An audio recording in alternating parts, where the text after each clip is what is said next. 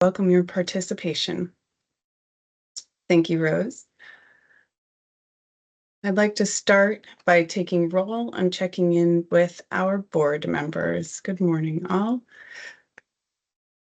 Siobhan Martin, are you with us this morning? I am here. Good morning. Good morning, Siobhan. Greg Clauser, are you with us? I am here. Good morning. Good morning, Greg. Cheeky Flowers, are you with us this morning?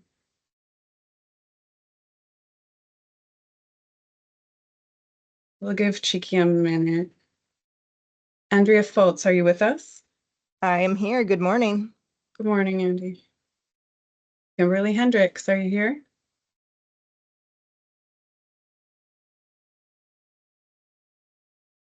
Not hearing from Kimberly yet. Sean Parkman. I'm here. Good morning. Good morning, Sean. Emily Wong. Good morning. I'm here. Good morning, Emily. Rep Robnos. He did let us know that he may not be able to make it for the whole meeting, and maybe not at all. But he might have been trying to come. Okay, back to Cheeky Flowers. Don, I just heard from Chicky. This is Ollie. She's going to be a little bit late. Okay, thanks, Ollie. Good morning. Sorry, Ollie and Don, I am here, 9:30. I'm here for a little bit, and then I'm headed out, and then I'll be back on. Thank you. Thanks, Cheeky. Perfect. And Kimberly.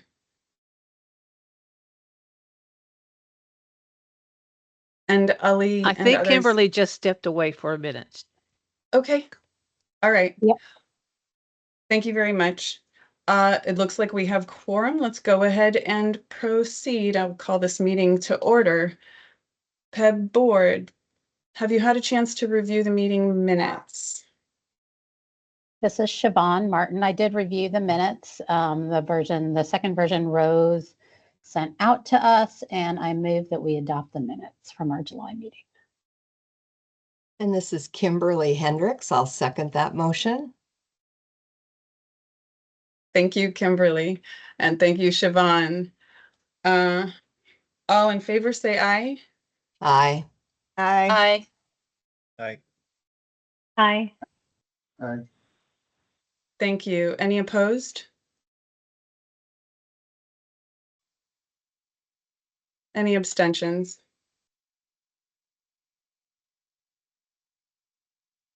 With that vote, the minutes are approved. Thank you, Rose, for the second version. And we'll move to the next item on our agenda.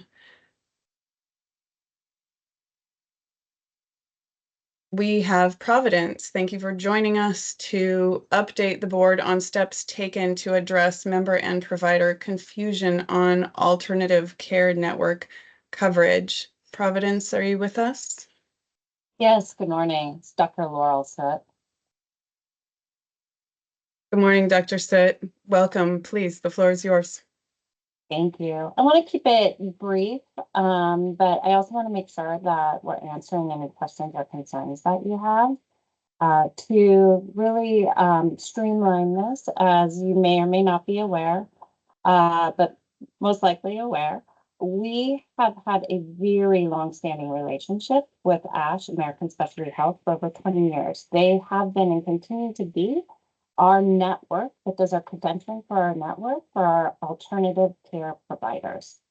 We've made a change for our fully insured. So again, this does not affect the PEB at all. It doesn't affect the benefits. It doesn't affect the network. It doesn't affect the rates. Nothing is impacted to PEB.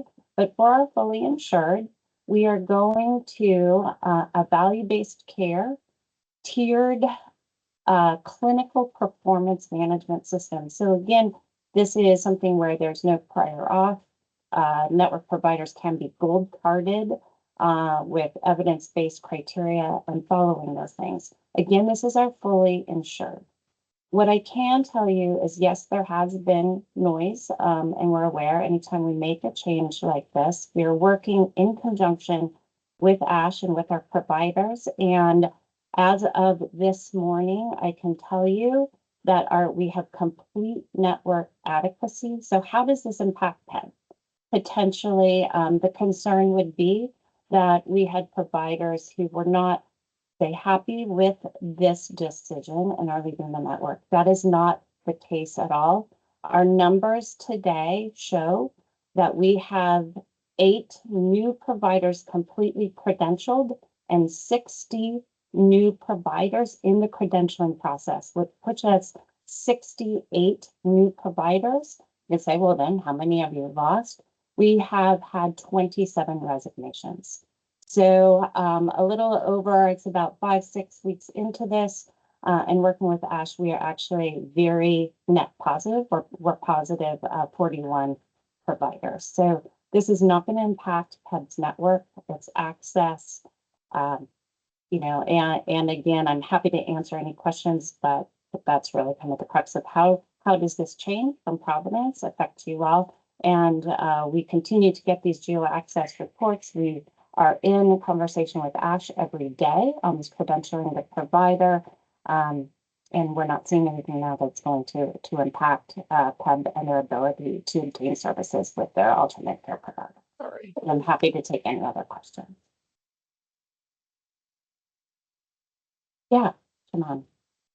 So thank you for that report. So one of the things I just wanted to bring up, I have had some folks who've contacted me directly, and when we've asked Providence to follow up, they've followed up. One of the things that I think is important to be aware of, which I'm certain your folks are aware of at this point, some of the communications from providers said there was going to be a change September 1st, and then there might be another change in January. And so both the member who got the information and the provider had to be followed up with so that they were aware that there weren't going to be changes to PEBB in January either. So, you know, that continued communication is really important. So glad to hear that it's happening. And I also just am curious about like what the baseline is. I appreciate that you shared that, you know, we know that 27 providers have left the network. Like what is the attrition and the addition that is normal for the network?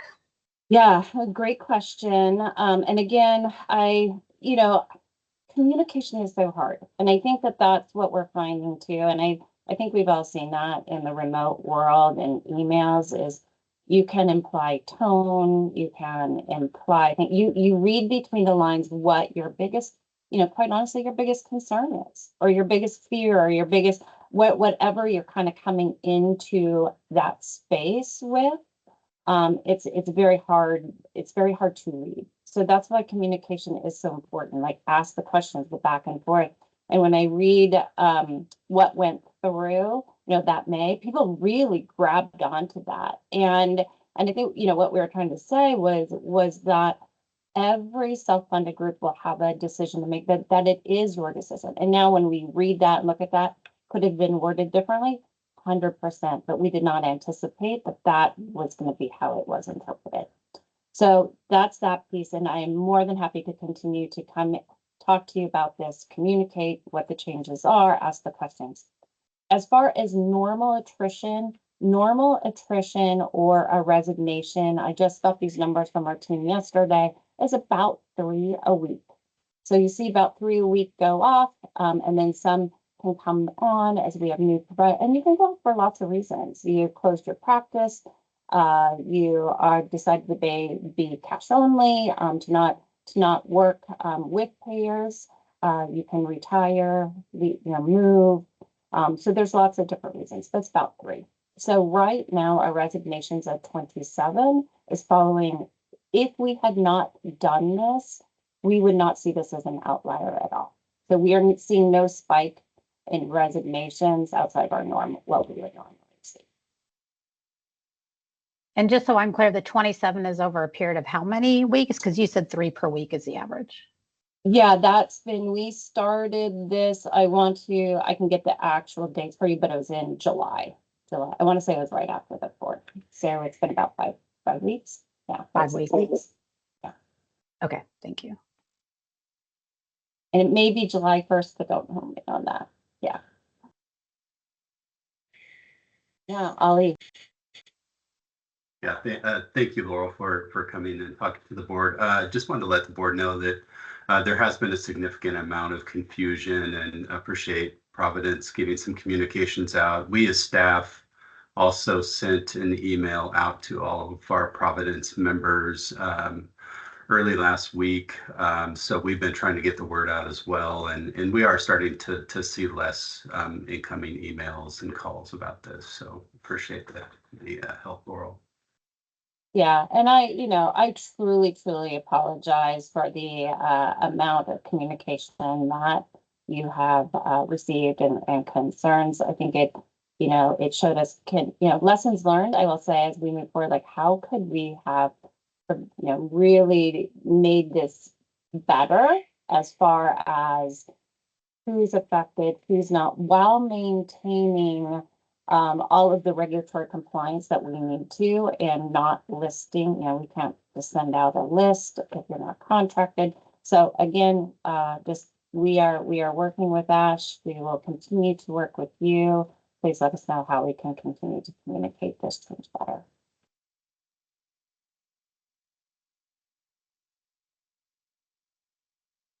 Thank you, Siobhan and Ali and Dr. Soot.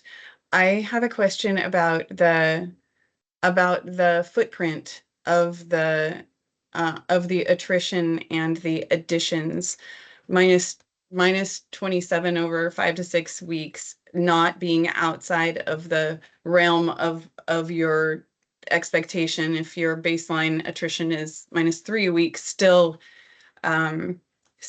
sounds like a big number if they were to be concentrated in any important way, either in a type of service that they provide or in a geographic region, and how that relates to the additions of the sounds like you're plus 68 between the pipeline and the complete credentialing, how those relate and how access is impacted.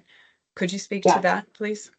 Yeah, absolutely. Great question. So that's something that we call geo access. So there are geo access reports in all of the counties and locations. We have a geo access report for PEBB that we're running right now alongside with our fully insured commercial.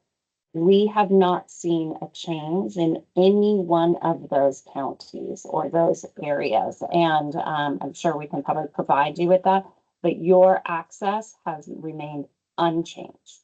So there's been, and these credentialed input, they won't, where they are in their credentialing, some may not meet credentialing. So we don't really count those in the geo access report until they're plugged in and they're credentialed. So right now I can tell you with 8 credentialed, 27 resignations. So that would get you into a negative resignation. We are not seeing any change in the geo access reports at all. Not even, and they go down to the percent. So 99.8, 98.6. We haven't dropped even a point, like a 0.5.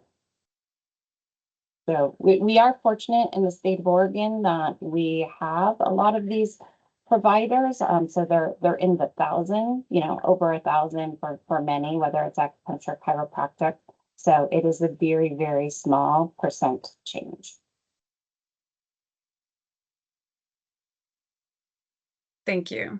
And thank you for coming to talk with us and answer our questions, as this has been an item of concern for members, and we want to be sure that their concerns are addressed and that we as a board are making sure we're getting the answers that they need.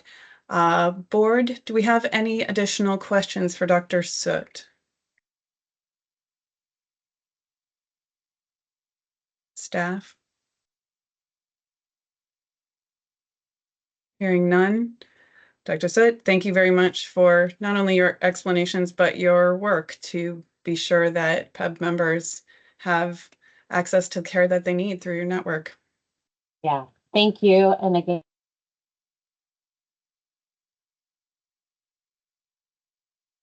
I think you might have frozen there, Dr. Soot. Okay. Thank you very much. Moving on to the next item on our agenda, the Hero Scorecard. Teresa, Emmy, Rob, Katie, who is going to go ahead and take the floor? Welcome. Thank you. Thank you, Dr. Motner. This is Teresa Cross. I'll start us off and then the rest of our team will join in on the subsequent slides. Good morning, board, staff, and guests. I'm Teresa Cross. I'm PEBB, the PEBB Wellness Manager. And I'm here with my partners who helped implement the Hero Scorecard last fall. And we're going to share with you what those results were. And we're very excited about the results because, as you'll see, we made some big strides in our score due to a lot of best practices and recommendations that we implemented over the last couple of years. Some of you may recall that we conducted a scorecard several times over the years. Prior to 2024, the fall, we did a scorecard in 2021. So the scores that we're going to talk about today are being compared to the 2021 scores. This slide gives you some additional information about the scorecard, which is the HERO Health Enhancement Research Organization. Kaiser Permanente is a preferred provider and has participated as a partner along with Mercer to implement the scorecard over the last several years.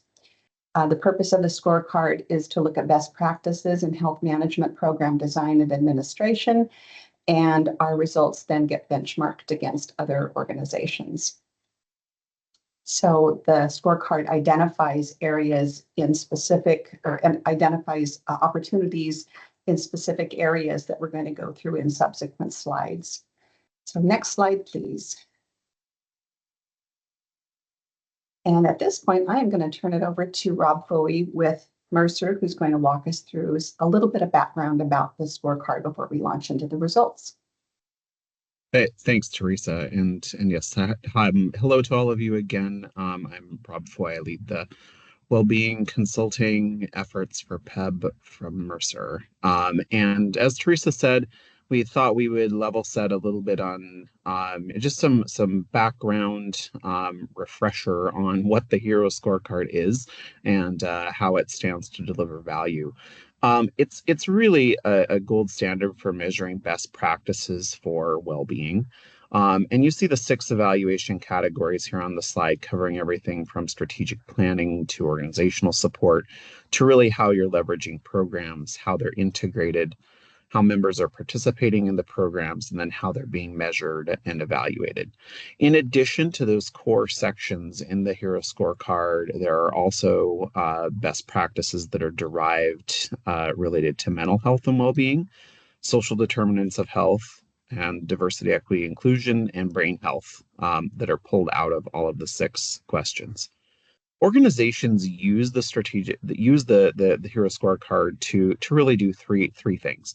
To plan strategically. So, in this case, it is comparing your existing programming against a list of best practices. So to understand where there might be opportunities to continue to invest and make inroads to achieve additional success in programs.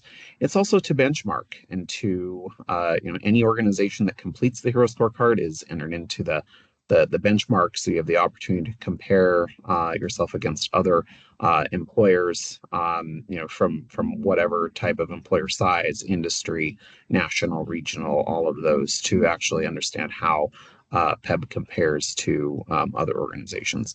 And then, just as Teresa was talking about, to continually monitor progress. So to take the scorecard at certain junctures and to monitor how the score improved, and we'll get into some of that in just a minute. And then quickly on the next couple of slides, I'll move fairly quickly on these. These are some studies that were that were released a few years ago in looking at the HERO Scorecard and comparing them to overall healthcare cost trends of organizations. And then also on the second slide here, you'll see, and I'll cover this one first, but on the second slide, it's related to stock performance. This first one that we're looking at compares low scores to high scores. And so you'll see the top line, lower scores on the HERO Scorecard, had really minimal change in terms of their overall cost picture from year to year. This study was done several years ago, but we believe is still very relevant because it did look at healthcare costs at a point in time and how those were affected. So that could reasonably be assumed that would continue regardless of timing. And then you'll see that the solid line represents higher scores, and the higher scores actually had a more significant impact from year to year than the lower cost scores did. On the next slide, as I mentioned, the same study looked at, or actually this was a different study, looked at the Hero Scorecard and how they're linked to company stock performance. I realize this isn't exactly aligned with a state there's no company stock performance for us to monitor, but it is still relevant in understanding overall success of the scorecard and how it is tied to overall organizational performance. And so you'll see that the total return of the S&P 500 among this group of companies is in the green dashed line there from 2009 to 2015. And the higher scoring group is in the solid blue line from 2009 to 2015. And there's a significant difference in the overall return of those companies. So just a couple of things to help understand what the scores truly mean and the fact that they are actually studied and tied to higher organizational performance. So before we get into the actual results, we have just a couple more caveats and things to share with you on the next slide relating to the Hero Scorecard itself.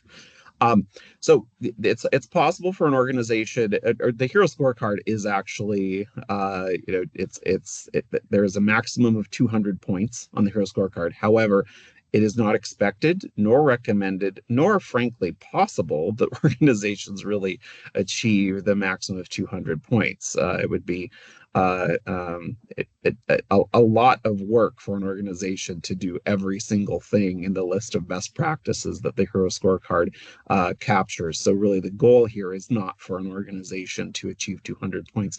It is to monitor progress over time and to compare to benchmarks, as we said before. Additionally, some of the practices may simply not make sense for certain organizations. So given things like size, makeup, culture, values, things like that. And so each organization really needs to make their own decision on which practices are a good fit and really prioritize some of those as well. And that's some of the value for taking the scorecard multiple times, is to really think about what can be tackled year over year and to monitor ongoing performance.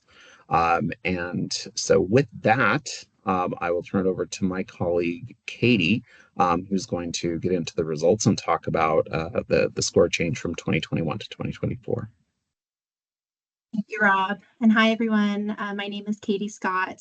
I have been supporting PEBB staff on well-being strategy for a number of years now and work closely with Rob and our other colleague, Kalia, from the Mercer side. So in this next section, we're going to get into the actual results, but through the lens of, comparing the 2021 results to the most recently 2024 scorecard results, there's been a lot of great progress that's been made. So it's all good things. So if we get into this next slide, this is just meant to reflect kind of an overview, main highlights of comparing the 2021 to 2024 results. So really here, the biggest headline here is that PEBB has increased their scores pretty dramatically and across all sections, right? So Rob just went through all 6 sections of the scorecard, and all 6 sections, the scores did increase. And in fact, PEBB's total score went up about 42%. It was at 113 in 2021, and the score jumped to 160 in 2024. Again, this is out of a total of 200 points. So really great work. And this is due to a lot of different initiatives that have been put in place or changes that have been made. Emmy will go through some of those in the next section, but I think, a real call out we want to make in terms of changes from 2021 to 2024 was that creation of that formal strategic 3-year well-being strategy that was put in place with the well-being strategy work group. I know there was a lot of work done in about 2021, 2022 to put that in place. And the well-being team, Mercer and staff still today are utilizing the strategies and tactics from that to kind of propel well-being initiatives on an ongoing basis. So really meaningful there.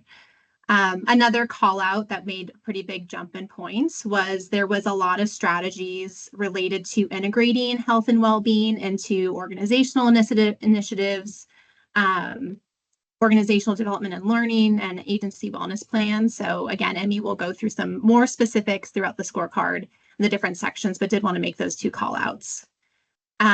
There's always opportunity for improvement and to reassess. And I think that's an important part of the scorecard is taking it over time, like PEBB has done here.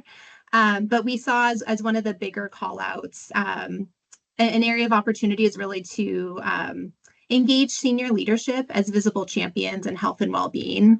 And so I think that's something that we can bring forward into the future. We know from research that HERO has done the dramatic impact that leadership impact and support within health and well-being has on an organization and health outcomes. So certainly one call out there. But overall, again, really, really great scores. Compared to benchmark, PEBB falls amongst the top 8% of organizations based on your score. So again, just want to applaud you all for your hard work.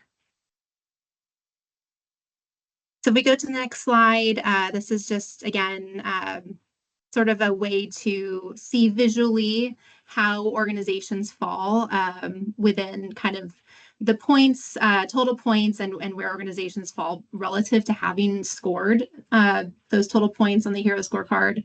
So you can see for those organizations that have 150 to 200 points. Again, I don't think 200 points really ever happens. So Rob's, talking point earlier, but PEBB falls within that 8. And you can see there's kind of an even distribution amongst the rest of the graph here. So getting into just quickly looking at the actual scores by section, we're going to first go through the 6 different sections, and then we have one more slide related to the subscores. And so this can be a nice visual to see compared to other benchmarks where PEBB falls. So if we go to the next slide, I know there's a lot here. Just to orient you all really quickly, on the left-hand side, you can see the 6 sections we referenced earlier, PEBB's 2021 score per, by section, and then a total score at the bottom. And then right next to it, the 2024 score. So just kind of even staying right here for a minute, you can see section by section that jump in points, which is really great. And of course, at the total score at the bottom.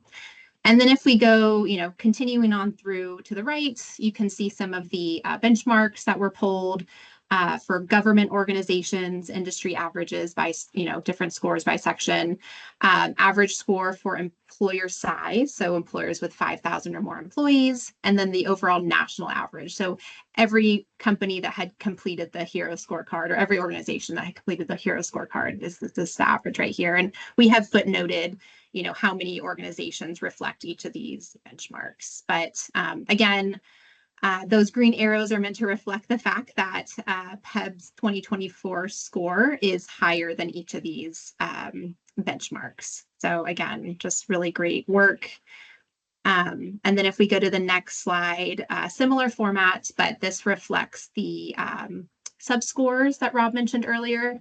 So these are not different questions from the 6 sections. They're actually a score that's reflective of, any of the questions within the 6 sections were tagged to each of these subscores dependent on the answers PEBB selected, right? So if they selected an initiative that related to mental health or related to supporting social determinants of health, there would be a score associated here. So again, all of these scores increase. The brain health score is a newer one. It was in tandem with Us Against Alzheimer's Association, is meant to reflect, initiatives that support brain health, memory, brain function, et cetera. So again, a really great call out there with really high scores. So unless there's any questions, I'll go ahead and hand it over to Emmy to actually go through the 6 sections and talk through PEB strengths and areas of opportunities.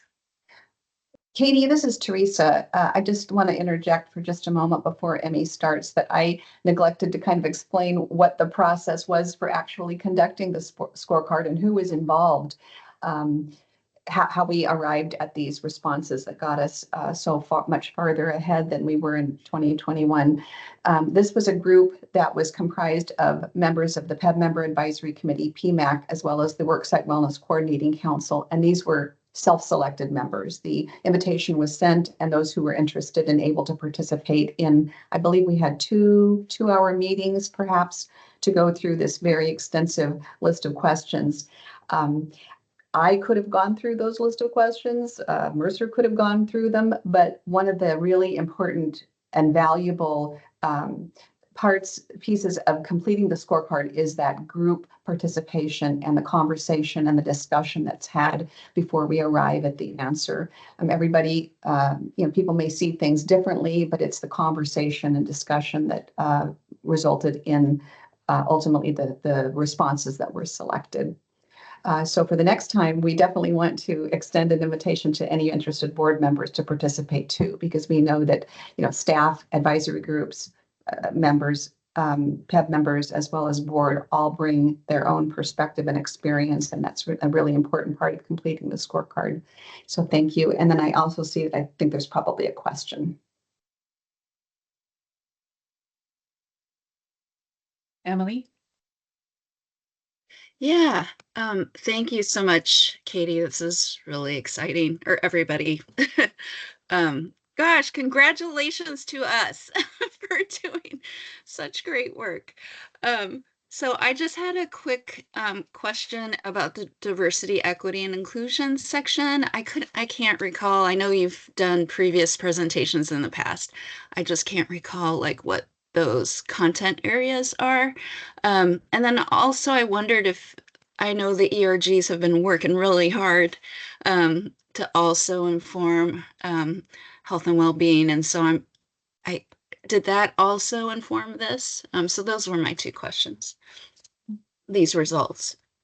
Thank you, Emily. With respect to your question about ERGs, we did not specifically reach out to the ERGs to invite them to participate. However, it's very possible that any of the members, the PMAC and the Worksite Wellness Coordinating Council members, may also be members of an ERG and may have kind of thought with that hat or through that lens as they thought through the questions and helped us respond to them. Thanks, Teresa.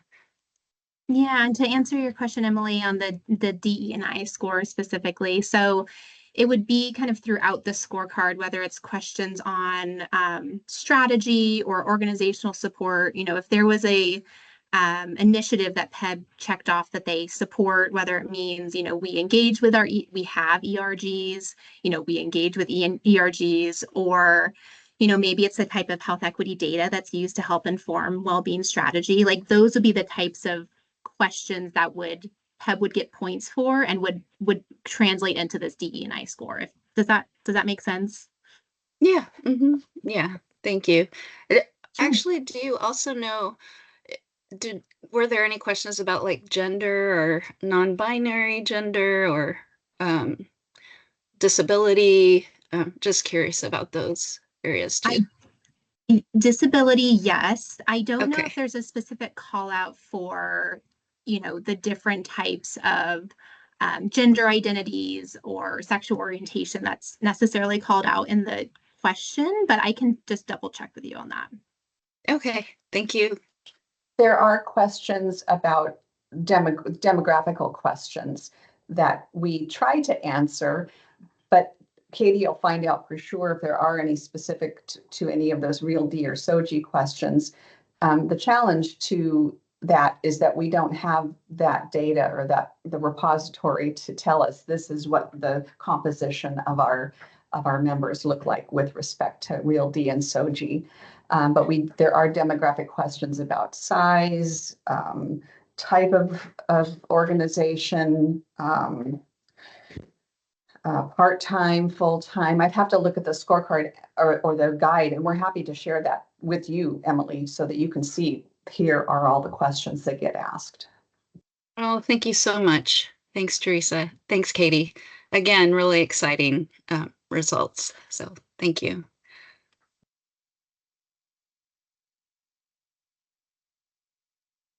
Right, I think I'm going to be taking us through the actual scores, strengths, and opportunities. Don't mind going to the next slide, Rose. I'm Emmy Hershey, and I'm a senior workforce health consultant at Kaiser Permanente, and I facilitated the conversation with Teresa and partners to help complete the HERO assessment. Because Kaiser Permanente is a preferred provider with HERO, we're able to get this deeper level data. So I partnered with all the different team members that have been speaking here today with Mercer and PEBB and Kaiser. So it was really great, fantastic partnership. And just to add to what Teresa said, you know, I think there's so much to celebrate with the score increase from 2021 to fall 2024, because that in itself is a big deal.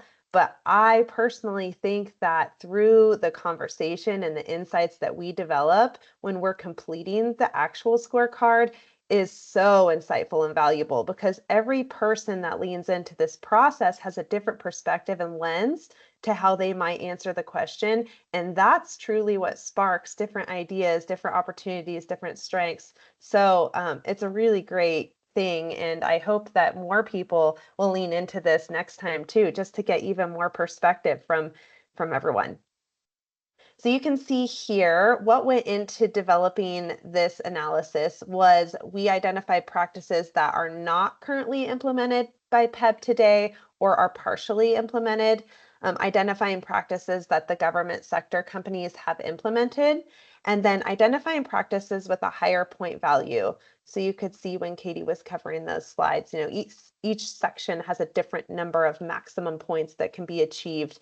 PEBB did really well in all those different areas. But when we were looking at where were the opportunities for growth, we looked at, okay, what were those some of those higher score opportunities, and how could we get, you know, look at those areas first. All right, next slide.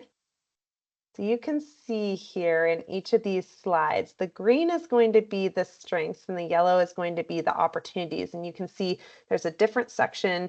And what's great is we were able to take the snapshot from what Katie had shared earlier for each section. So you can see how PEBB scored in 2021 compared to 2024 against that national average and the maximum amount of points. We found that during this HERO process, PEBB is doing such a great job and showed significant improvement from 2021. And we also learned there's some great opportunities for PEBB to lean into over the next few years too. And we've taken a stab at outlining those strengths and opportunities, as you can see here, and that's what I'm going to cover for each of the 6 sections. In blue, PEBB is doing really well with creating a strategic plan and engaging with the right partners. An example of that would be how the PMAC and Worksite Wellness Coordinating Council continue to work together to update PEBB's well-being strategy, the annual and multi-year strategic plan. I think that Rob also talked about this at the beginning, and maybe Katie. So much work has gone into that, and I think that's really a differentiator here for PEBB. So really great work.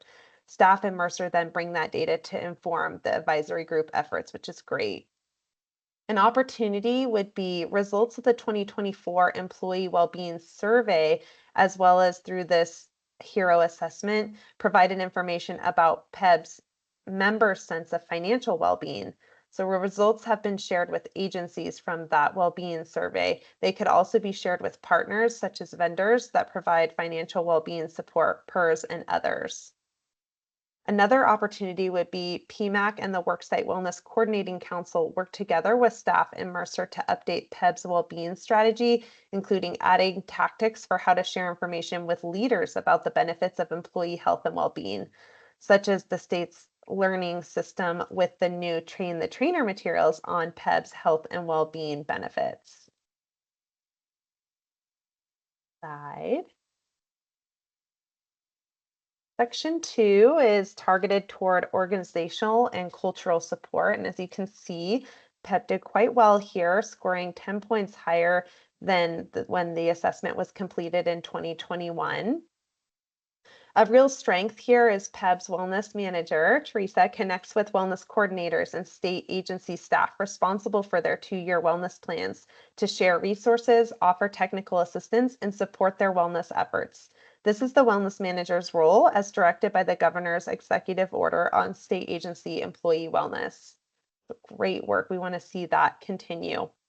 Opportunities would be guidance for the 2026 through 2028 2-year wellness plans will be updated to address additional support for middle management and strategies for leadership support of health and well-being. Staff will engage PMAC and the Worksite Wellness Coordinating Council to solicit ideas for additional support. So really thinking, how are we engaging that middle management team to support employee health and wellness? Section 3 is dedicated to programs, and there's a maximum point value of 20 in this section. PEB scored 19, so very, very well here. Lots of great things to celebrate. Obviously, we want to see continued strong use of health data to inform programming. PEB, Mercer, KP, all partners do a really good job of leaning into, what's the data that's available and how can you use that to help support. And then continue to offer a variety of programs and resources to support overall health. And it's funny because I was thinking back, 10, 15 years ago, what we were thinking about with employee health and well-being was very much related to fitness and nutrition. And while those are very important topics, we know there's so much more to it now. So I think PEB has done a really wonderful job about thinking about mental health, about thinking about women's health, about thinking about all these new topics that are really important that contribute toward that overall health. And then opportunity areas, PEB staff can explore the paths and processes involved when an employee is out on disability leave to determine what opportunities exist to connect these employees back to their benefits. And that was one thing that came up in conversation. I think we spent a little time on that, Teresa, with the team, thinking what's that opportunity look like with when folks are out on disability. Section 4 was targeted to program integration. And again, PEB did great in this section, scoring 17 out of the possible 20. In 2021, PEB had scored 5. So a lot of great work has went into this program integration section. And I'm sure you're all thinking of examples in your own mind right now too, but a couple things I would highlight here. PEB should continue to cross-collaborate across various partners and vendors and carriers to support that program integration. I know there's been a lot of work in this area. It's very exciting to see. I hope, continue to move that forward as you are. Continue to gather data from EAP and leverage those insights for the overall health and well-being efforts. That's really important. So great work there as well. Opportunity would be guidance for agency wellness plans that are updated every 2 years before agencies update their 2-year wellness plans. So drafting guidance documents is shared with the Worksite Wellness Coordinating Council and PMAC to collect input before finalizing. And moving to section 5, just one more after this, so we're making great progress here. Section 5 was dedicated towards participation strategies. PEB scored 27 out of the possible 30 points. We'd love to see continued efforts to provide consistent messaging to promote PEB well-being programs across multiple channels and teams, and also continue to work with carriers and vendors to create an outreach plan that avoids overlap and duplication. PEB is doing really well in these areas. A lot of it is just maintenance, right? Let's keep it going.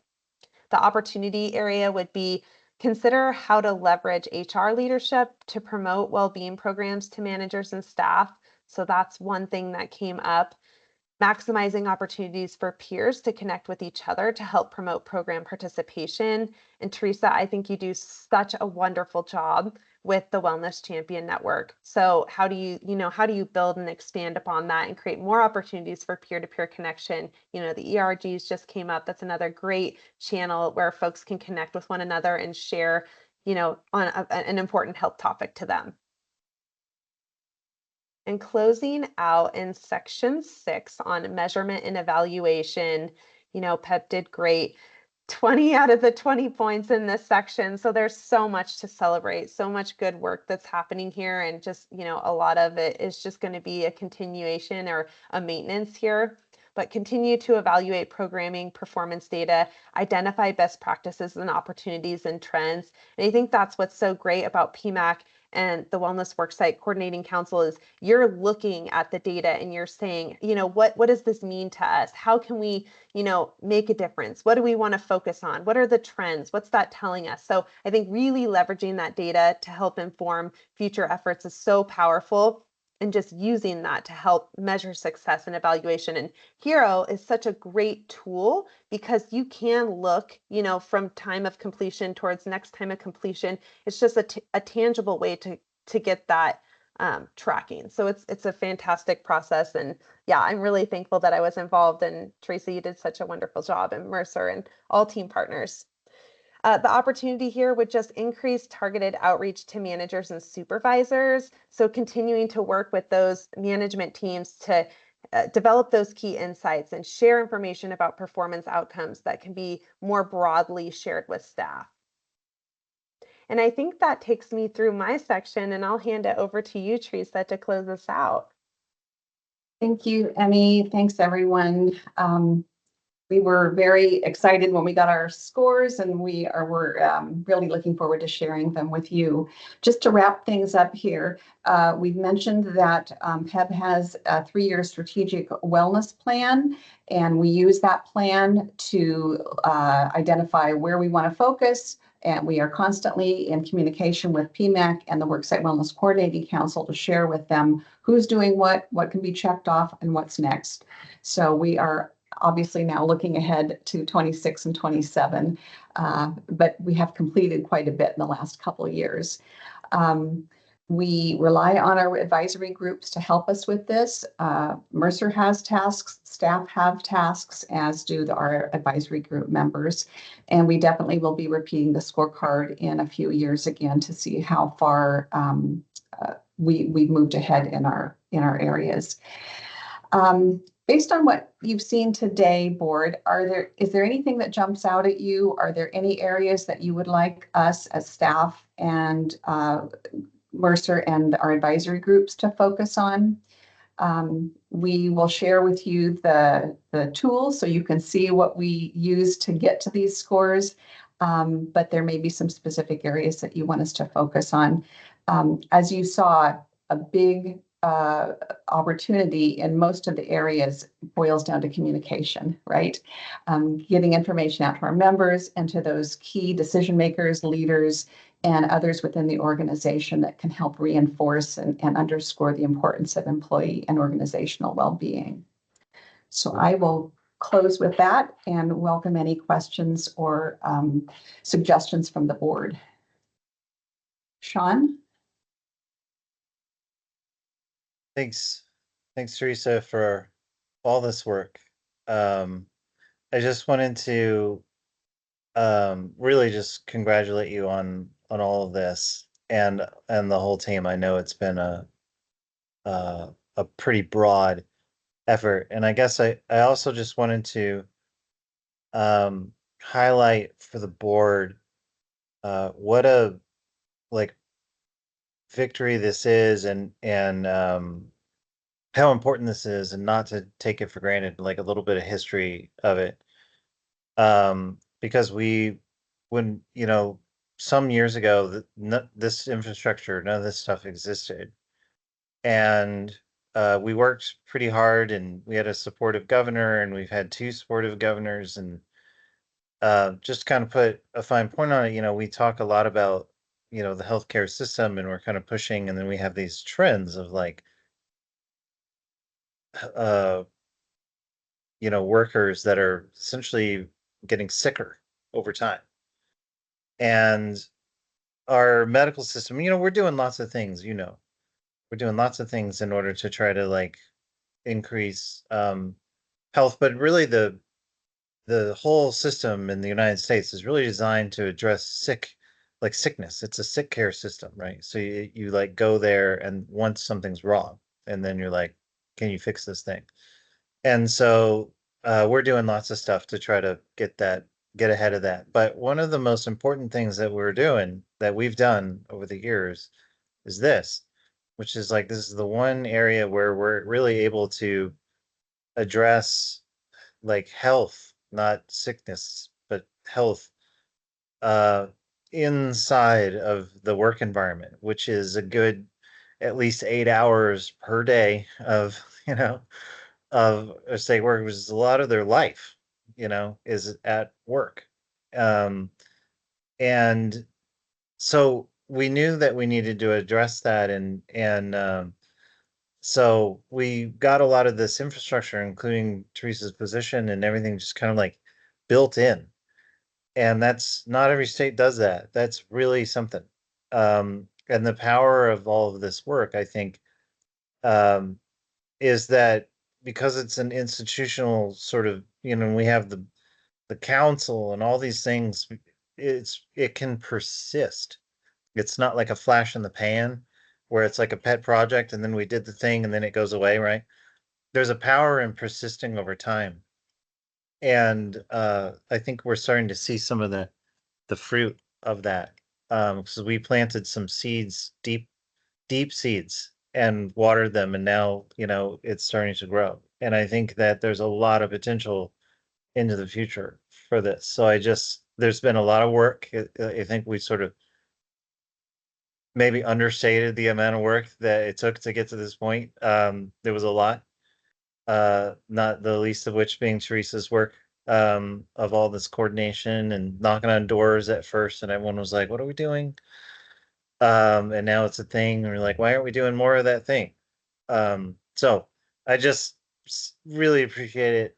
It's really hard to overstate how important this is for the board into the future. And we just really encourage the board to participate whenever invited in this sort of stuff. This is the sweet spot, that we're really able to get into some of the agencies out there and get some work done.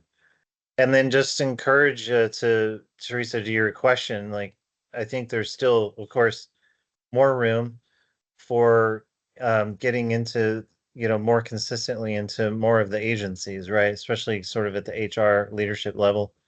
I think it's still cultural, of course, that we want happy workers. That's a huge deal with HR. It just and leadership in all agencies, of course. Satisfaction, lower turnover, etc. And one of the ways that culturally we do that as leadership groups and what have you is food, it's like bring sweets and whatever, and it's sort of like just kind of positive feelings. You have a little party, and this one, it's very common. It's a very common like management strategy of just kind of like, hey everybody, let's cool, very stressful period, let's have a party, that sort of thing, celebrate. And that is good. It's good. But also like our food environment is important.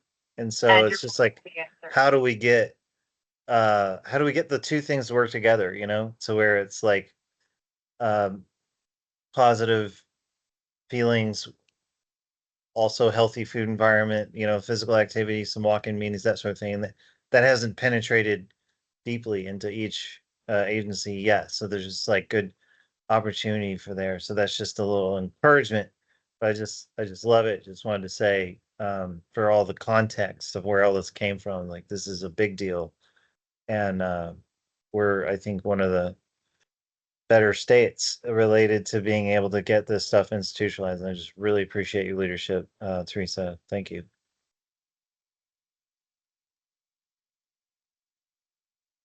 I want to acknowledge how effusive Sean is about this, and as one of our most incisive critical voices helping identify the places where we need to do work. Sean, those were really nice words, and I have to agree.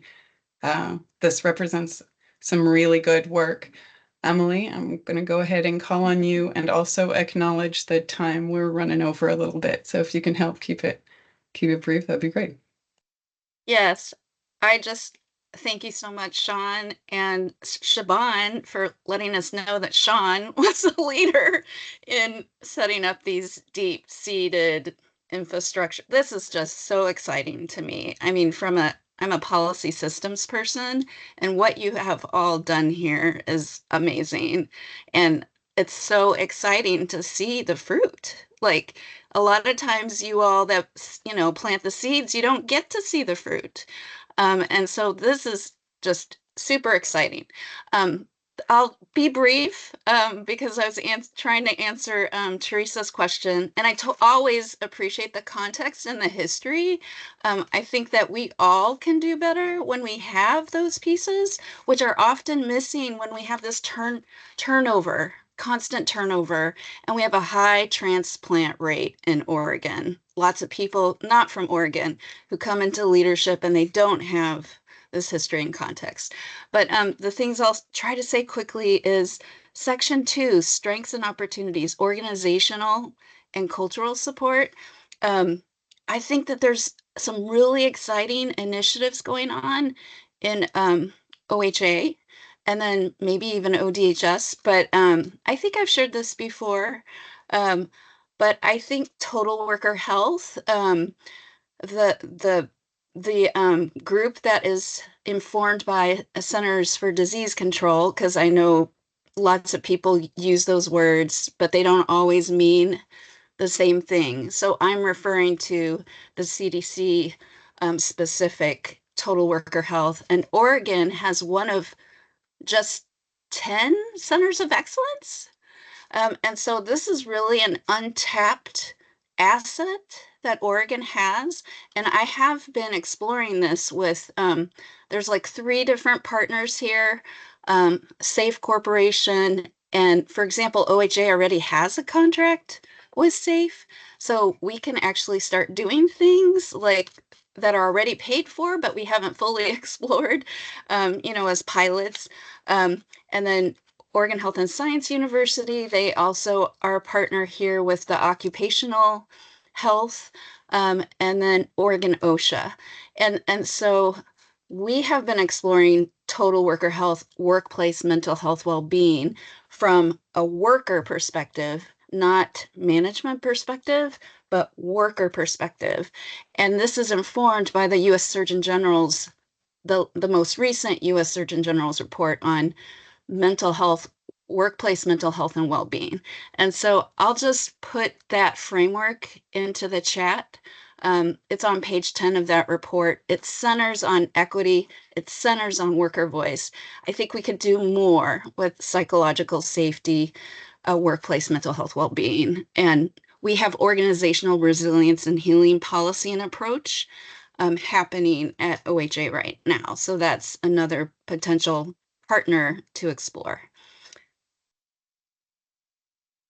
Thank you, Emily. And I see, Teresa, I see your point there in the chat about turnover and our ability to begin to monitor that and bring it in.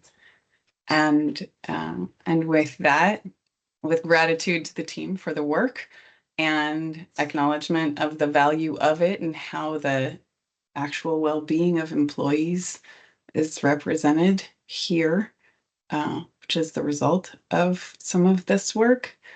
I'll go ahead and close us out. Thank you, Hero team. We'll go ahead and move on to our communications plan. Sarah Berthum, are you with us? Yes, I'm here. Can you hear me? Yes, please take the floor. Great. Thanks. Hi, everyone. I am Sarah Berthum. I'm the communication coordinator for PEBB, and here today to go over the open enrollment communications for plan year 2026. Cindy Bowman is on the call here also to help me with questions or anything else that you might want to know about. We did do a little kind of preview of this at the last board meeting and had to go through it pretty fast, so we can take a little bit more time today. Next slide, please. So today we're going to talk about 2026 mandatory open enrollment. Everybody must enroll this year. And we're going to show the timeline of communications, Some sample key messages.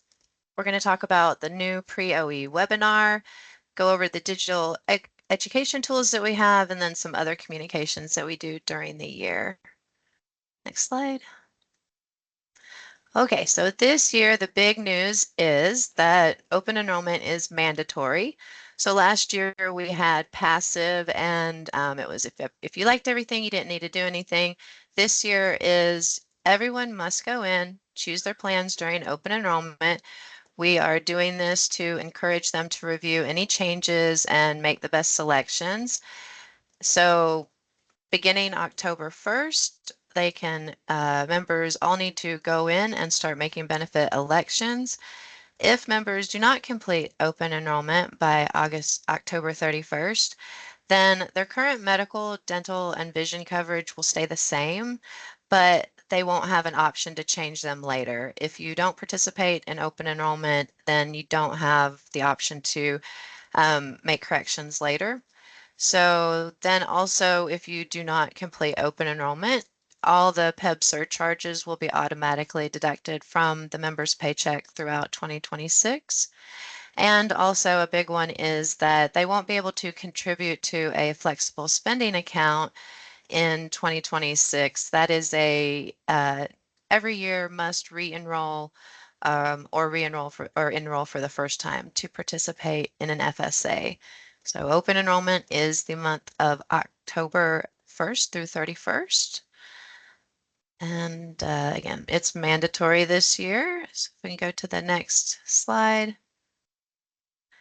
And because we are having quite a bit of changes this year just with the medical plans, and we're introducing some new tools and programs, we decided to kind of back up and take a longer runway to explaining the changes to the members. And so this year we had the renewal summary in mid-August, which that's normal.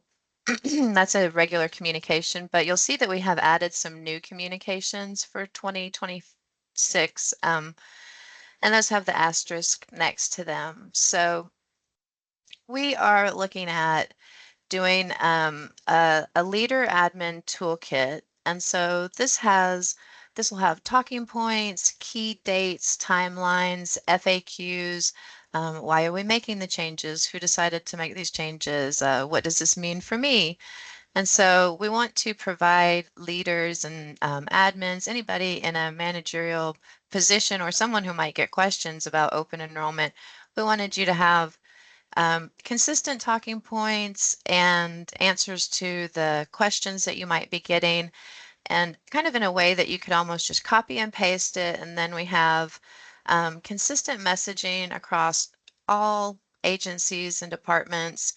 And then also we are creating a script for the benefits team because we know that they get questions in a different way than you might get them with your employees. So it's more of a script of a conversation so that they can help walk members through the questions they might have in a more way that's tailored to the benefits team. And so we're really excited to try to get these bits of information out quite early. So as you see, mid-August, we're working hard right now you'll start seeing those things coming out.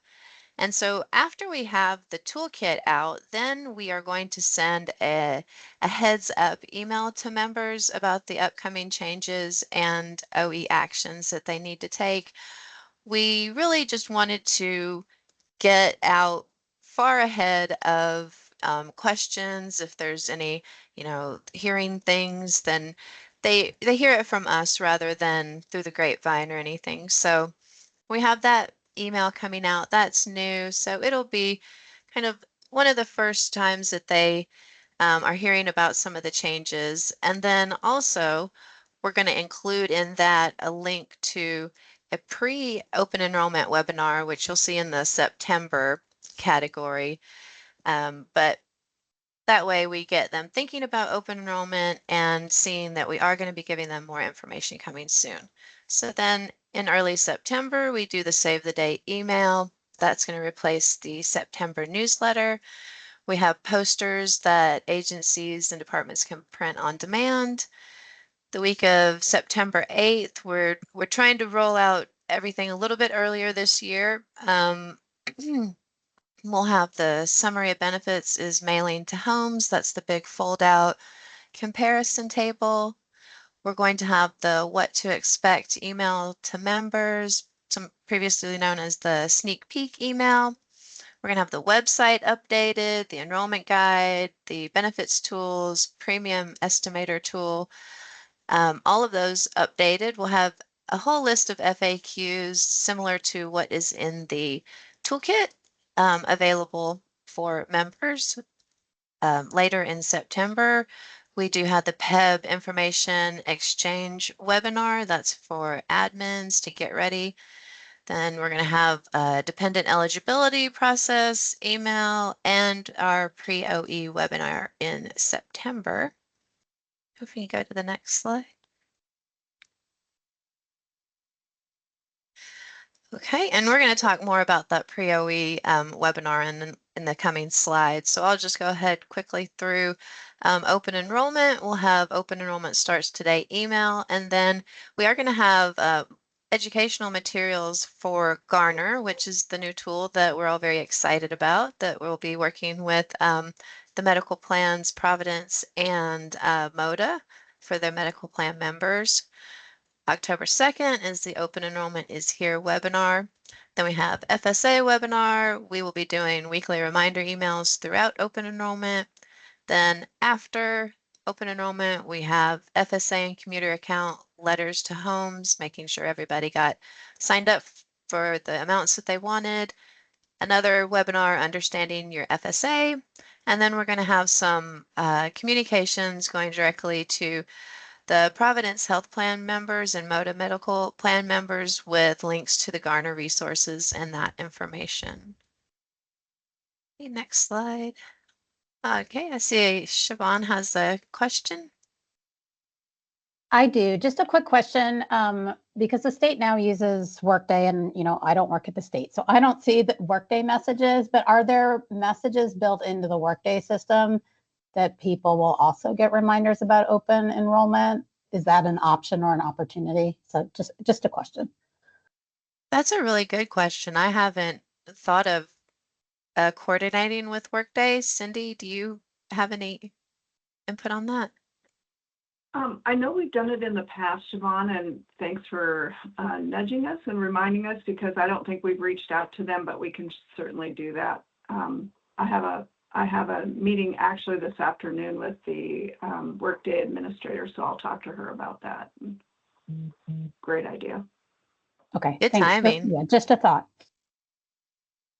Yeah, definitely. We are very interested in getting the messages out in all the places that we can. And so that's why you'll see this year we've created a few more touch points for communications. And I think a Workday message for the folks who are in Workday would be a really good add to that. Thank you.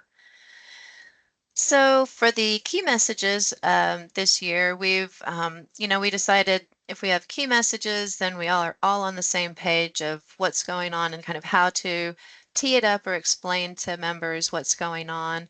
And so we have some sample key messages further in here, and some of them are just, so we're going to be talking about mandatory open enrollment and what that means. The health engagement model is going away, changes to the Providence medical plans, changes to MODA, no changes to Kaiser. And then we'll have messaging about Garner. Next slide, please. So for instance, here are some sample key messages for him, and we put them in bullet points. So based on your conversation or the question that you've been asked, you could pull a piece of it, or you could send this whole section. These are what we are using in our communications. So we welcome any feedback on what you're seeing here. And you can definitely send us email later after having time to look through them. So basically we would just, HEM will no longer be offered. We're kind of giving the why, so we'll save money. we're trying to keep it very simple and not get into the weeds. Also knowing that members will, some will be upset and that, so we're trying to explain why this is actually a good thing that is, it will help across the board with our medical plans, and that you'll also get lower deductible amounts even if you had not been getting that previously, if you had not participated in HEM. See, Greg has a question. On that, I see how it's written here, lower deductible amounts for medical plans. Are we gonna make sure, I had him, I'm using him, I will not receive a lower deductible. So just in our communication, I want to make sure that we put out that I'm not Right. deductible because I'm gonna look for that lower deductible if you put it out that way. Just something to. But just Okay, in, I see. No, yeah, just I in the, agree. I think just in the. if we flipped the bullet and said, this includes members who didn't participate HEM in the past will be getting the lower deductible. Those who have participated will still get the lower HEM deductible. Okay, thank you. That's a great add there, and I'm making a note. Cindy, if you can make a note, I don't want to hold up everybody with my writing. But yes, so that's we're trying to find the best way to give the HEM story without, putting shock on anyone, and that it really is overall one of the best ways that we could reduce our renewal costs. So if we could, Since it started back in the day, so we can get this. yeah. Thank you. Yeah, and in the bottom at the last bullet, you see in the future the board will look for new wellness programs that are easy to use and helps members stay healthier. So that letting them know that we are looking for other things. This is just has had its time and it's time to move on. So hoping that we can get all members to understand the value of that. And that is kind of when we get to the pre-OE webinar, you'll see that we're doing kind of the healthcare landscape. And so how things have been changing, why they're changing, why you're seeing changes now, and more to that effect. Okay, next slide, please.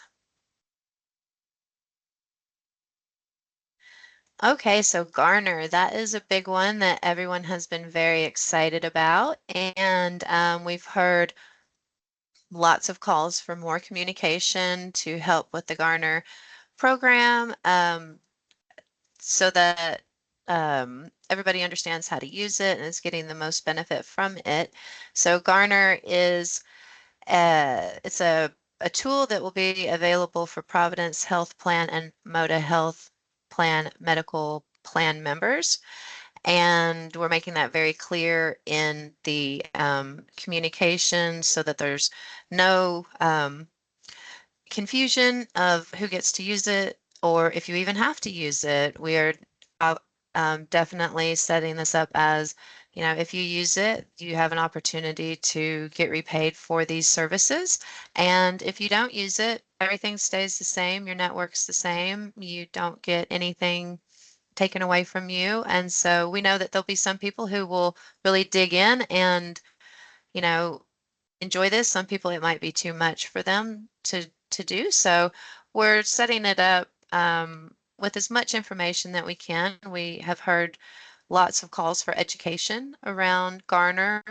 And so because it does have this, financial component, we want to make sure that everyone understands. And so we are being very diligent in learning the nuances and the ins and outs. And I'm not going to read all this to you here, but if you have any questions about what you're seeing or that a way that it could be written different, better, or if you see something confusing, please let us know.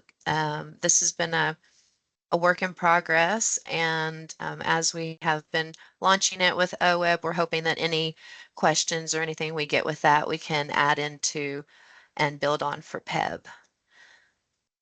Okay, any questions on the Garner? I know I didn't read all this, but it's a lot, so. Okay, feel free to stop me if you do. Oh, Emily. Yeah, I actually have just a quick comment about Garner because I'm excited to have, that new tool. But I also was in a meeting last week, and so just want to like flag that we're still having a, which isn't news to everybody here. We've talked about it before, but like a workforce shortage crisis, like, primary care and all of that in Oregon. And so at this meeting I was at last week, it was the Alliance Health Systems meeting, the Alliance of Culturally Specific Behavioral Health Providers in Oregon, co-chaired by Holden Leong, the CEO of Asian Health and Service Center, and Jackie Mercer of the Native American Rehabilitation Association. But they were talking about with their systems like the county and Care Oregon, and others, that there's really a shortage of culturally specific behavioral mental health providers. And they even had just mentioned like Clackamas County like might just have even just one provider. And so, Clackamas County being such a gigantic county.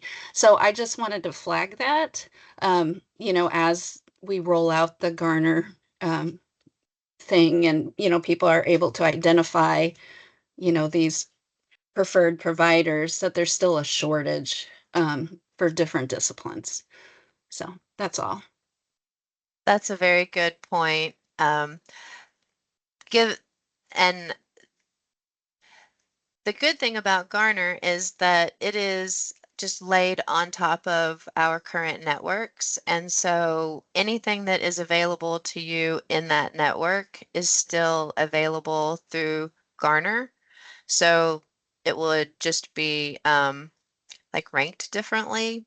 I see what you're saying, that perhaps something wouldn't end up on the ranking if there's a shortage. So we've been struggling with how to help members know that Garner is not a new network. It's not a different set of doctors or anything. It's just it's a way, it's kind of like a turbo provider directory that has like, Right. Yeah. ratings and stuff in it. So our hope is that what you would see in your medical plan provider directory, you would also see here, but then it would be in order of ranking based on availability, capacity, reviews they've had in the past, and things like that. So it should not create any network disruption at all. So Cindy, if you Okay. have anything else to add to that, I'm not sure if I answered that completely coherently. I think you I answered am, it coherently. yeah, Okay. I I'm sorry, understand what you're Michael. saying. Yeah. Okay, great. As I said, we're still wrapping our arms around Garner and trying to be as clear as we can so that we don't oversell or undersell or confuse anyone that they have to do it at all. So, okay. And as I said, we're making lots of educational material about this. And so this one slide here is really just the very top of it all. Okay, I think we can go to the next slide. Okay, so here is our pre-OE webinar, and we're really excited for this. It's new for 2026. And so this is a webinar before open enrollment. So instead of doing all the plans, all the changes, everything, we are adding in a bit of other understanding. We're focusing more on the health engagement model and explaining why it's going away. We're focusing on medical plan changes. We're going to have a Garner demo and have representatives from Garner there. And then we're going to talk more about benefit resources that are available, and hoping to get these changes in front of members before open enrollment even starts, so they can start, thinking about what they might be looking for or wanting in their plans for this year. And we did this with OEB and we had a really good turnout. We had lots of questions and it was really well received by members. So we're hoping the same for PEB. And that is September 23rd from 2 to 4 p.m. and everyone is welcome to join. We'll be posting the links on our website, which if we go to the next section or the next slide, I believe. Yep, so we'll have everything on the PEB website. We'll have a benefits information link and we'll be posting all that good stuff there.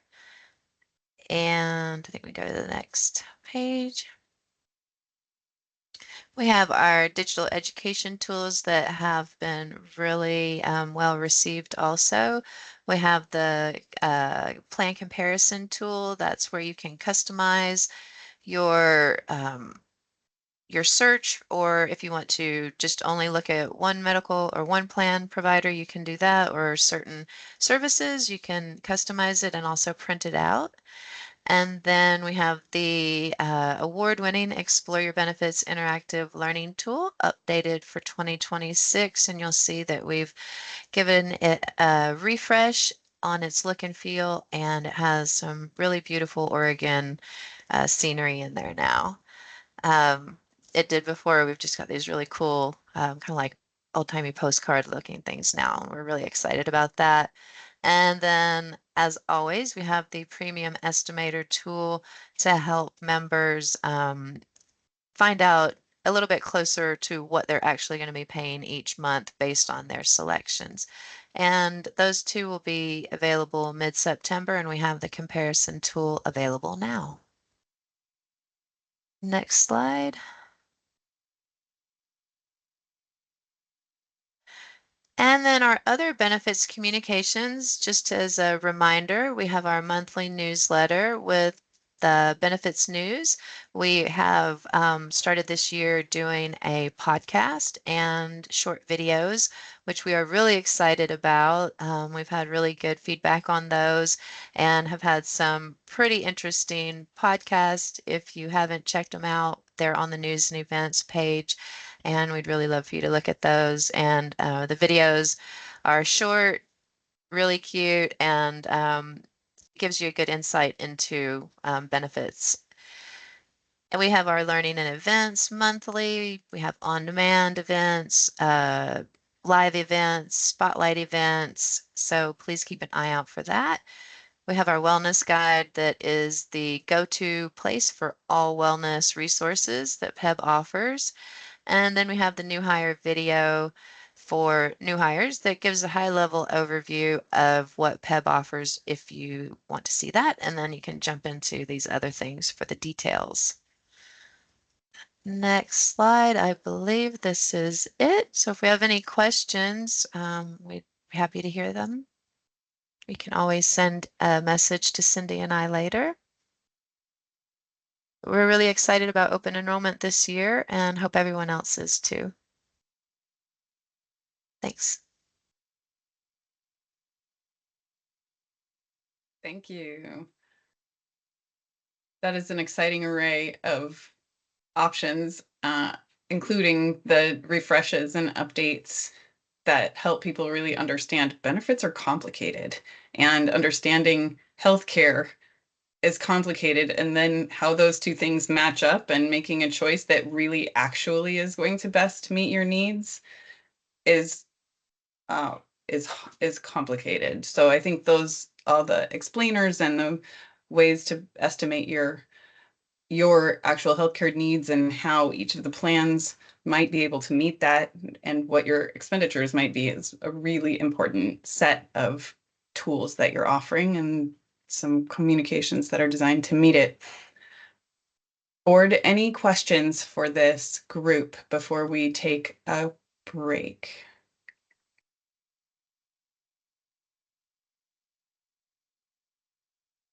Hearing none and having checked in about the content after, I know we're running over a little bit. Let's go ahead and take that 10-minute break anyway.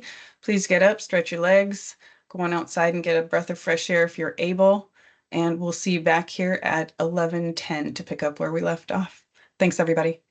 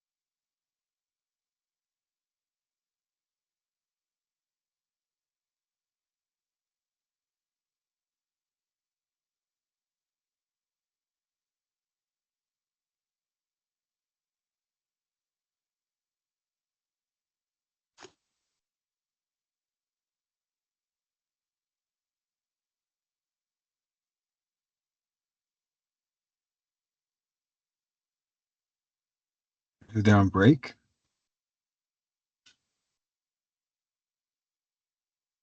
Yes, we're on break Oh, until sure. 11:10. Okay, that'll give me time to get back to my office. Hanging up.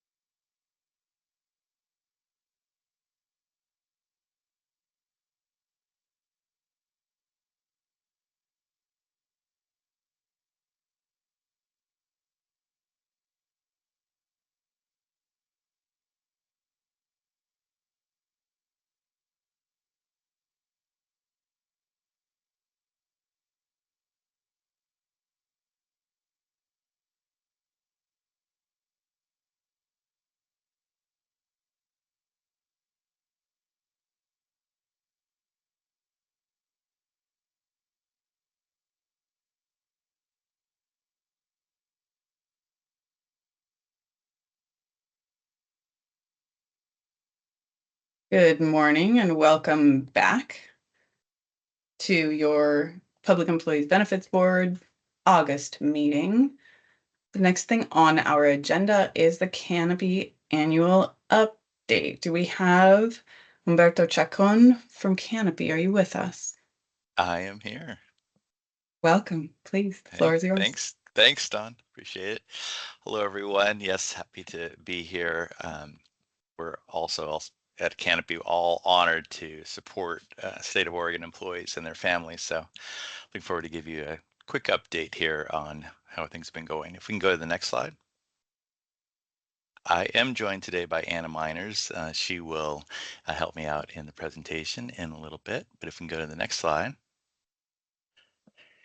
So we will go over kind of a new term that we're using, kind of a new mindset that we're using. We will talk a little bit about member services. We'll go over a lot on PEBB information, talk about organizational support, and then have some time at the end for Q&A.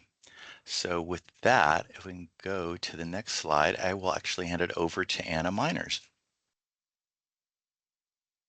Thanks, Humberto. Hi, everybody. Thanks for having us here today. So just a quick reminder, I know many of you have been on calls with Canopy many times before, and our mission is to create happier and healthier futures by breaking down barriers. So everything that we do is committed and centered around that mission. If you could go to the next slide, please. You all may have seen some updating, and one more, some updated marketing from Canopy this year, really thinking about how we're positioning EAP and that acronym from Employee Assistance Program, kind of redefining to Everyday Assistance Program, thinking about how EAP doesn't fully capture the full range of support that's available to your members and their families through the relationship with Canopy. So we feel like Everyday Assistance Program kind of better reflects that goal of how we support people daily, not just in times of crisis, and really reducing the stigma that historically has been associated with EAP, and to help members understand that support is kind of always within reach. So whether it's holistic family support, addiction care navigation, financial assistance, that's all things that many of us are managing every day. And so with that, we have these trademark pillars that help us achieve our mission. And our pillars that you all experience in your relationship with Canopy, the first one is start with yes. So we really are focused on evolution and innovation and making sure that we're responsive and that we think about how can we achieve not only what's being asked of us, but also how can we be proactive in anticipating what you all might need, next year, 3 years from now, 5 years from now, and having kind of that mindset. We consider ourselves to be tech enabled with a human touch. So to that point around innovation, we really want to make sure that we're being thoughtful about the best tools that are available to support people with tech. So self-scheduling, our peer support services, but then also not having a loss of that human experience. That's a big part of how we support folks. So removing barriers to care, keeping the human element there, that personal touch that we offer, while also offering kind of like best in class tech tools for you all. Speed to care is a really important piece for us. And for you, I know, we want to make sure that people have access to the support that they need when they need it. And so continuing to have, that 24/7 access to support, that we're being really thoughtful about making referrals quickly to the right level of care in a timeline that is the fastest that we can. And then the last two, so results driven. So making sure that our resources are designed for impact, that we are helping members meet their goals, and that we're helping you all, on more of a macro level, meet your goals and supporting your people. And then that fits right in lastly to that passion for people. We really genuinely care. We want to make a difference. We want to make sure that happier and healthier are the heart of everything that we do. So all that to say, if you could go to the next slide, you may have seen some updated messaging materials, resources from Canopy this year, just really emphasizing everyday assistance. Again, another spin on that acronym of EAP, just to help people know that there's support for those everyday common stressors, that we're integrating on a cultural level or on a workplace level, and being clear about the communication and support that's available. So all the marketing and messaging and things like that you see throughout the year, you'll see those taglines around support every day or everyday assistance and that kind of thing. So just a kind of a little, excuse me, a few minutes on that, a little bit of a deeper dive into that communication strategy to really ensure that we're helping people meet them where they are and getting the support that they need.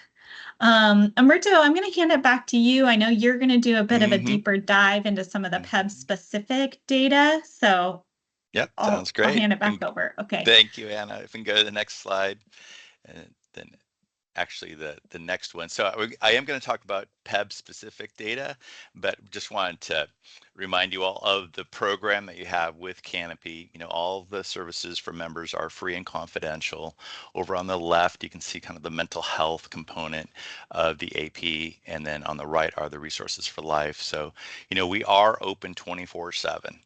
So people can always get a hold of us when they call our 800 number. There are mental health professionals who answer the phone, and they can provide immediate in-the-moment phone consultations. And I have some data later about how many we've done of those. Most people call in are looking for a routine appointment, and we match them to a single provider, and we have follow up with both the provider and the member, because we're watching in our system to make sure that a first appointment has been scheduled. So as Anna said, it's really important to us to have very fast speed to care. So we're looking to make sure that that's happening. And we'll have some data about that in just a little bit. Also, I see there's a question from Siobhan. Do you want to go ahead and ask it? Yeah, just quickly, I just wanted to highlight, I know that there was a survey that lifted up our members wanting more financial coaching. And I believe Teresa, or maybe it was Stephen who presented it to us. I just wanted to highlight it as an area that people are hungry for, yes, just because it may be something you want to highlight. Absolutely. I actually have some information. You can see that the number of cases around financial has gone up, and I'll just talk briefly about what that is, because financial stress definitely up, and we're getting more cases Thank you for that. In addition to counseling, we have coaches. They are mental health professionals who can help people with personal and professional goals. Some of the agencies, are going through various reorgs and whatnot, and so we're helping people with that. In addition, we have anonymous online peer support that's 24/7, and that's had very good health outcomes when people chatting anonymously with other people around the country at different organizations struggling with similar issues. And then we have a very robust member site and an app. Anna will talk a little bit about that later on, but we have our own DCBT, or cognitive behavioral therapy app, called Enlight, and we've been doing some more promotion of that to help people with kind of self-help. And then over on the right are all those resources for life, the child care searches, adult care searches, resource retrieval. We can help with really any kind of search to help save members time so they can stay focused, on other things in their life, and then provide them with a list where they can do kind of the final interviewing and selection of a service. And then, as Siobhan mentioned, financial coaching. So we do have unlimited financial coaching where folks can speak with a financial coach about it, numerous topics, budgeting and credit, major purchases, retirement, all sorts of different topics. And we'll have some data here in a little bit, but there has been an increase in the number of requests to speak with financial coaches. And the financial coaches also offer digital modules to help with learning around whatever the member is looking for to make a financial decision. And they're not, pushing any product or anything. They're not selling insurance or anything like that. They're just providing objective information so the member can manage their finances. And we also have, a nationwide network of attorneys. The first 30 minutes with the attorney is no charge. So the attorney consults with the member about the member's case, tells them how they work, what the process would be, what the cost would be, that sort of thing. And if the member chooses to engage with that attorney beyond that, then the member gets a 25% discount off of their normal rate. We also have forms on our website that folks can use that are legal forms. We also have identity theft services. That's small, but it's actually growing a little bit, where we can help people recover their identity.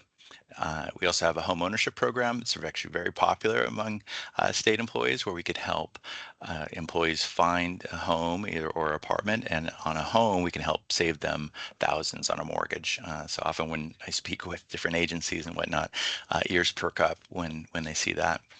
And then another one that has ears perk up is pet insurance discounts. So we actually can help members with saving on pet insurance. And then we also have a partnership with Fertility Healthcare Clinic, and we provide a fertility healthcare credit. And then we also have other wellness discounts for different services and products and whatnot. So pretty robust set of services for members. So if we can go to the next slide. So I just wanted to show you a little bit about number of sessions, because as you know, each agency chooses the number of counseling sessions that they want to offer their employees and family members. And so over time, we've been moving, more agencies have been moving to higher session levels. It used to be that a lot of the agencies were at 3 sessions, but this year, as you can see over in the far right, we have more agencies and more members that are in the 5, 6, and 8 session categories. So we are achieving kind of what we're hoping to do, is move people towards more sessions, because getting into the AP to see a counselor is very fast and very easy, and so it's a service that we want to provide. So just wanted to show you that bit of data, because I know people are interested in that. And if we can go to the next slide. So overall utilization rate for state of Oregon is 7.9%. That's a bit higher than our book of business, which is more like 7. And then the industry average really is more like 3. And this is just for cases where we've referred someone to a provider or a service. So we're very conservative in what we consider utilization. It doesn't include web usage, although we'll show you some info about that, or people that attend a webinar or a critical incident or debriefing, anything like that. It's just folks that are receiving referrals. So it's very strong within the industry and within our book of business. If we can go to the next slide. And then just so you know, a lot of us think of EAP as clinical, as counseling, really, but there are a lot of work, family, life situations as well. So it's 56% are clinical cases, and then 44% of the cases are for work life. And if we can go to the next slide.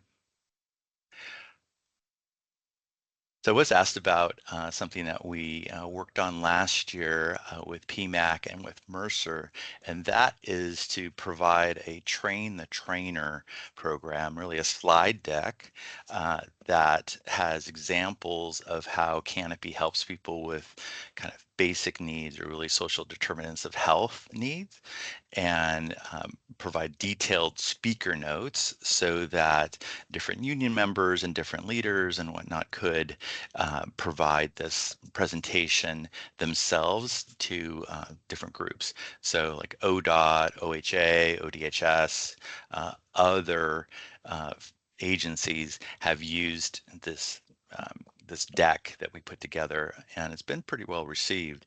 And we're really trying to help folks with their overall mental well-being and help them understand that Canopy can help with addressing a lot of those social determinants of health. So we have examples in there about helping people with housing, with transportation, all sorts of different things. And it's, like I said, been well received. We're continuing to get it out there, and different agencies are continuing to give that presentation to different groups. So if we can go to the next slide, I'll spend a little bit of time on this one. So I know it's a lot of data here. So let me just kind of go through it. And then if you have questions, just let me know.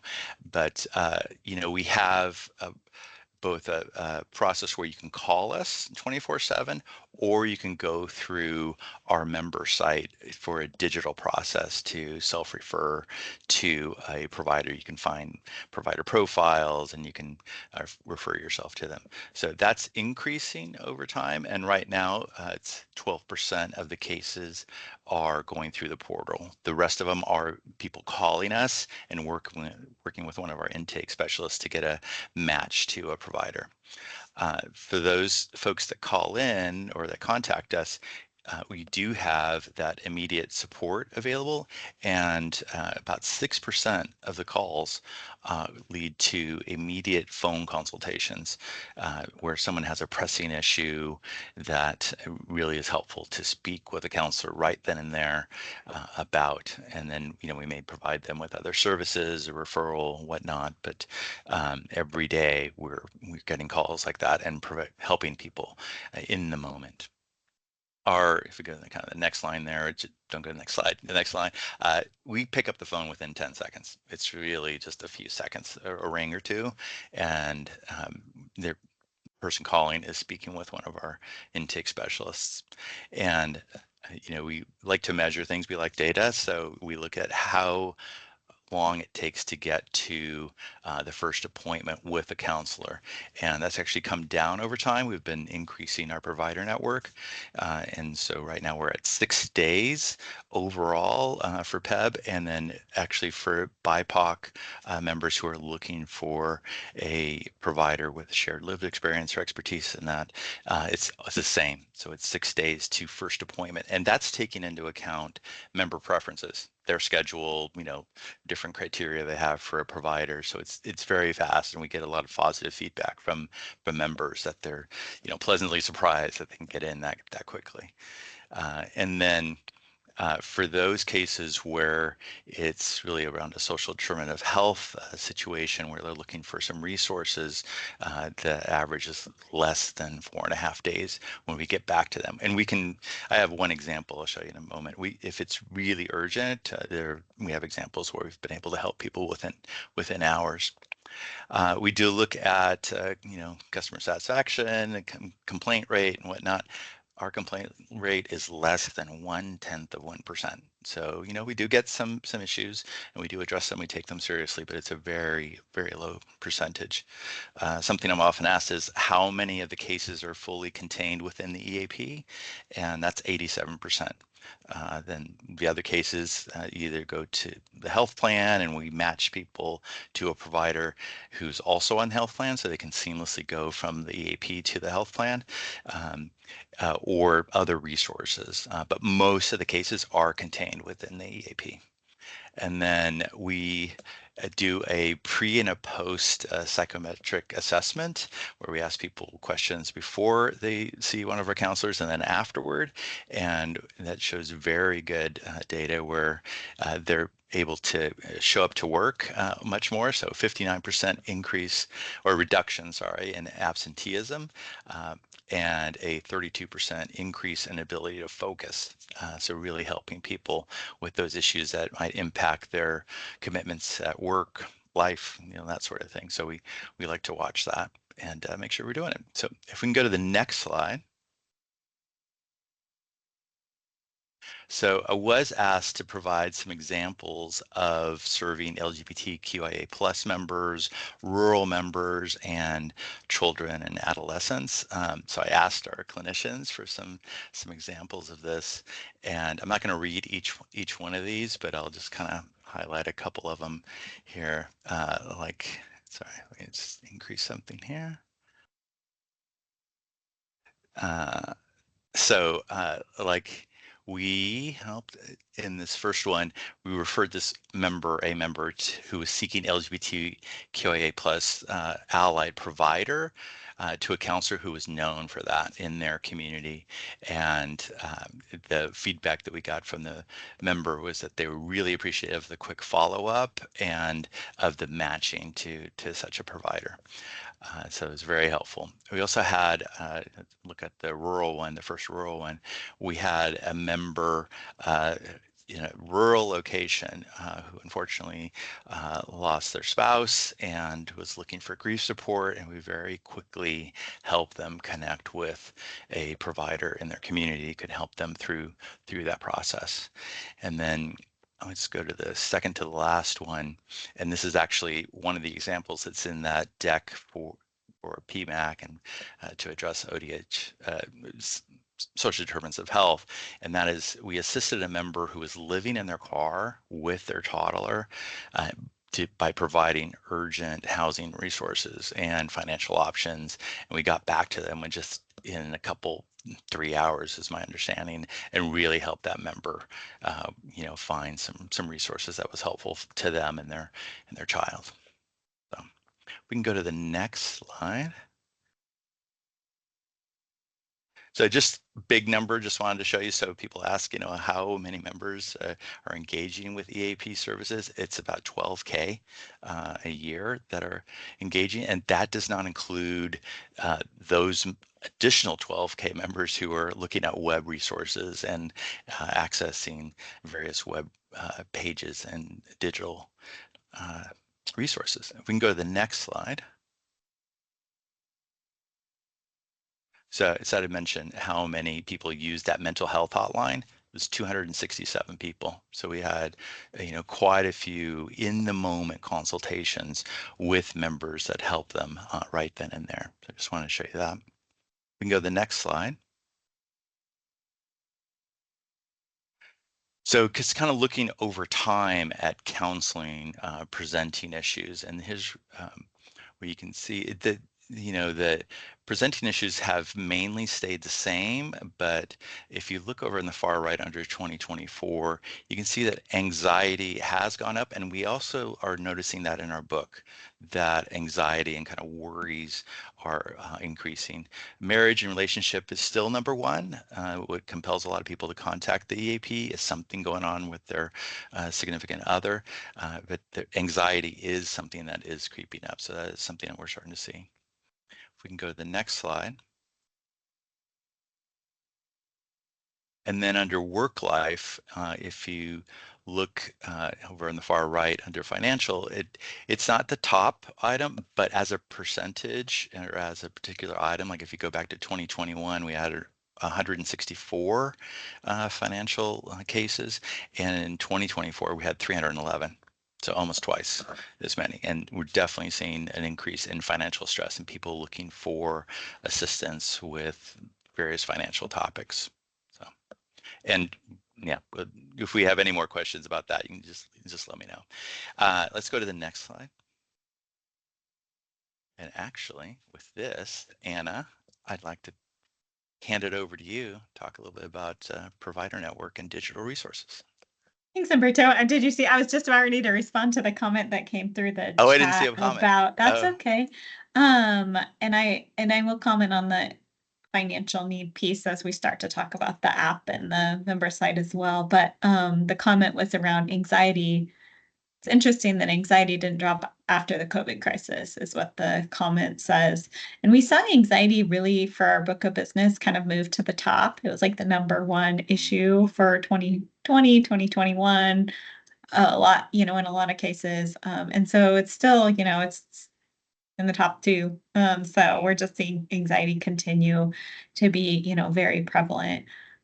We also know, anxiety and depression are the two most diagnosed mental health conditions in the United States. So it's not too uncommon to see anxiety as a top issue for utilization like that.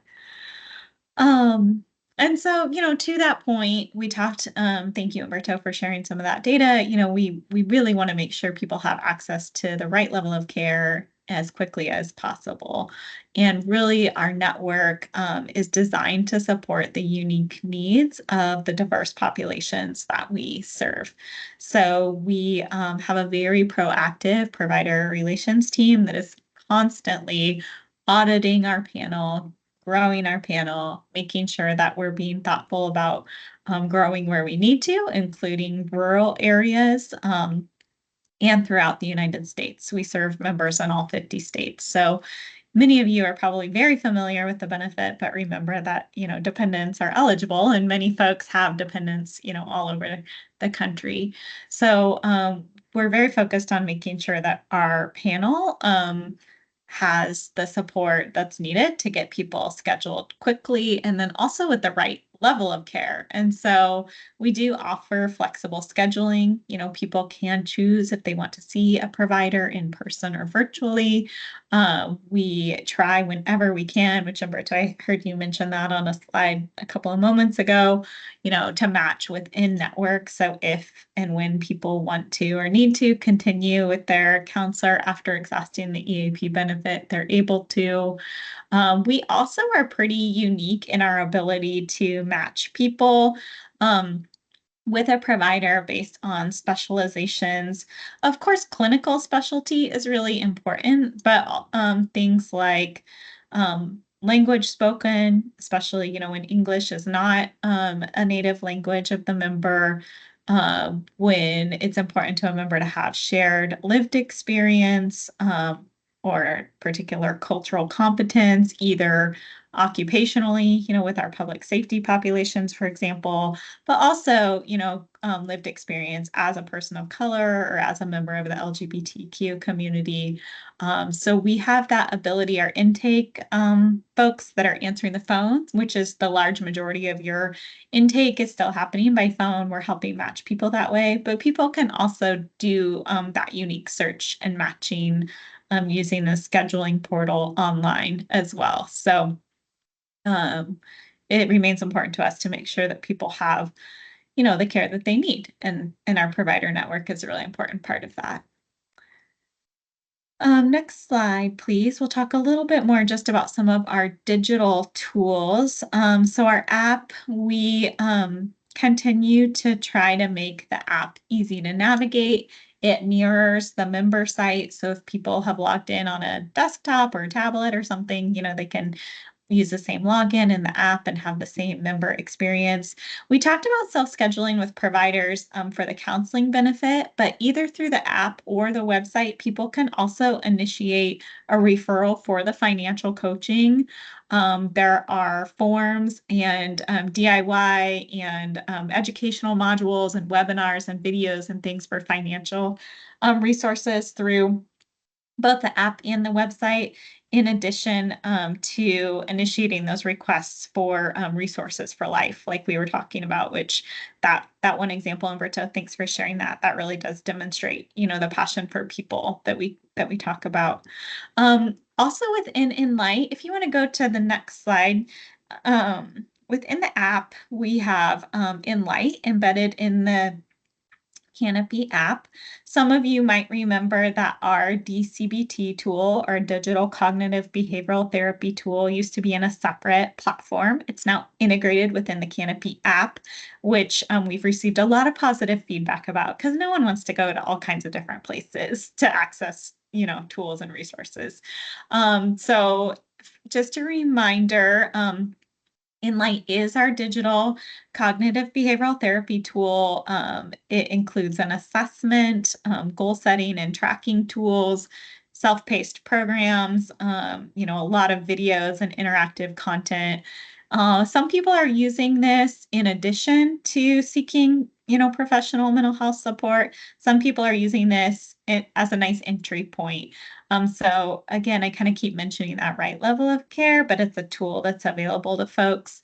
I know that Umberto has worked with the comms teams and your folks around making sure that we're promoting this and that people know it's available and where to find it and how to use it. So we have seen some uptick in use as a result of that. And then let's see, next slide, please. The member website, like I said, it mirrors the app experience. So in addition to the things that I mentioned previously, as far as like the self-use tools, there are, webinars and learning centers. And so when we're talking about things like financial well-being and financial support, in addition to the financial coaching that people may be interested in using, there are tools and resources on all kinds of topics, caregiver support, like I said, financial, legal, things that help people kind of have access to the information and resources to support the everyday challenges that that many of us are managing. Next slide, please. Okay, so just to call out a little bit more around the virtual peer support program. Umberto mentioned that as part of your benefit with Canopy. So to remember that this is anonymous, people can chat with others who are experiencing a shared lived challenge. Most people that are using the peer support program are not using another type of support. They're not engaged with the EAP or mental health services or other supports elsewhere. It is 24/7 monitored by licensed clinicians. So there is a care escalation protocol that we feel really confident in if something escalates to needing more serious attention than a peer support platform is appropriate for. But people, enjoy being able to chat with others about experiences that they've shared. So that could be something like sleep or anxiety or financial, but it also could be, I have this recent diagnosis and I'm not sure, I have to wait 3 weeks for an appointment with, my MRI person, and how have other people dealt with that. Shared lived experiences, things like that, really gives people an avenue for support. So again, we've seen an uptick in utilization of this benefit. That's a result of the work that's been done around communications and promotion, and we're going to continue to do that, as the year goes on and into next year. Great, thanks. Thanks, Anna. Oh, I think we're just about at time. Okay, I only have just, I don't know, maybe I go back to you now.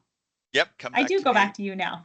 We do have a Back to you, question. Umberto. We do have a question from Emily. I don't know if you want Okay. to take this or me, but for members seeking support with discrimination, are you able to determine where within your resources they are able to best get support? Did you want to take that, or you want? I can take it. It's Oh, yeah, yes. go ahead. Yeah, Go ahead, Umberto. yes, I mean, we yeah, I'll can chime help in if I have. people with getting support if they're seeking support around discrimination and issues with that. So we are able to help people determine that. When they contact us, we can provide the what support we can around that situation. So thank you for that question, Emily. I think we'll go to the next slide. We'll try to wrap up here, and we provided some slides. Maybe it'll be for reference for later, but we were asked about organizational support and how we've collaborated with various agencies.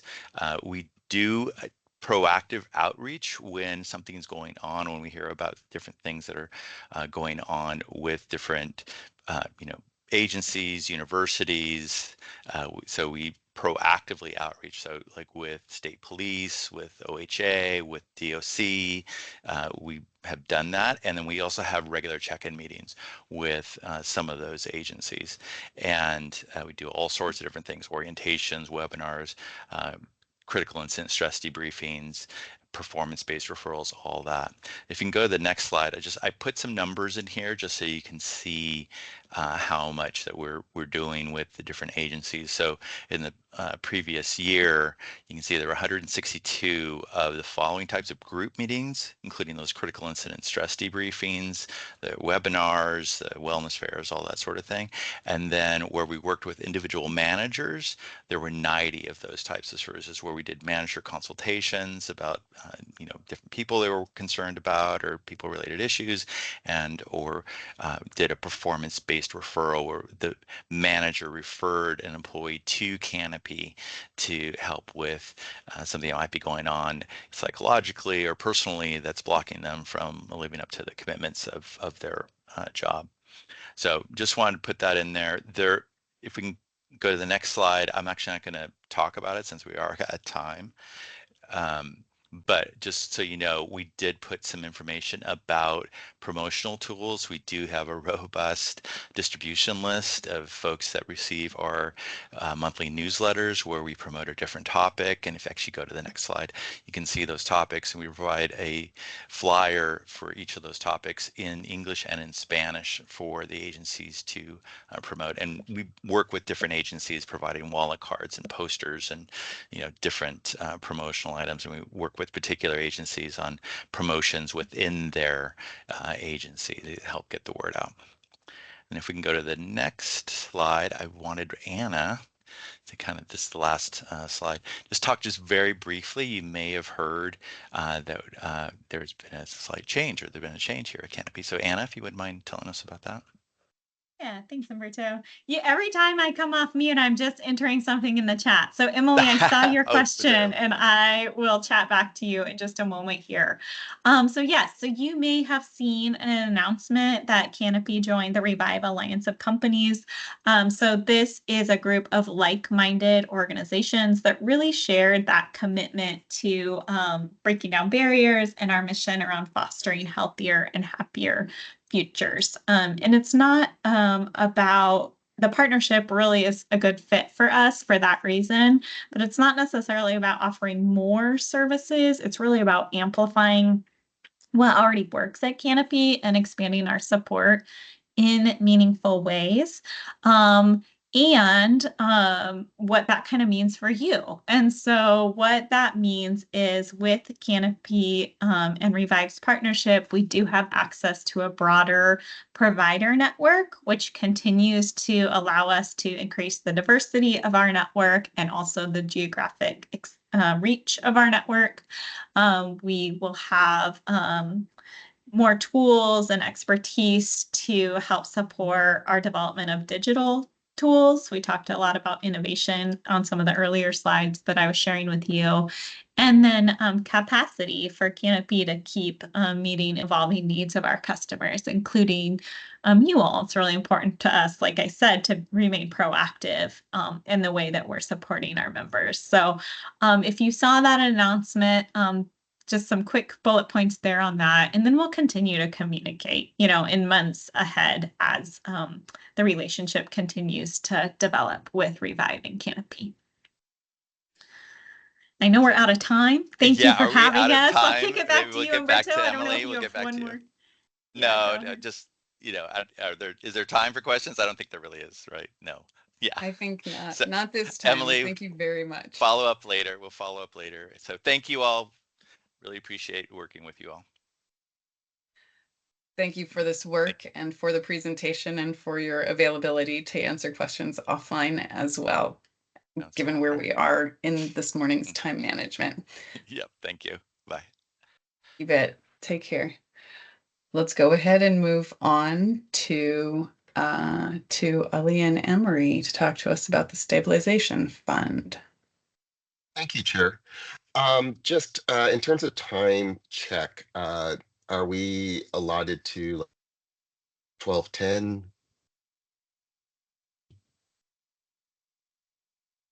Okay. 12:10 is the right target for ending.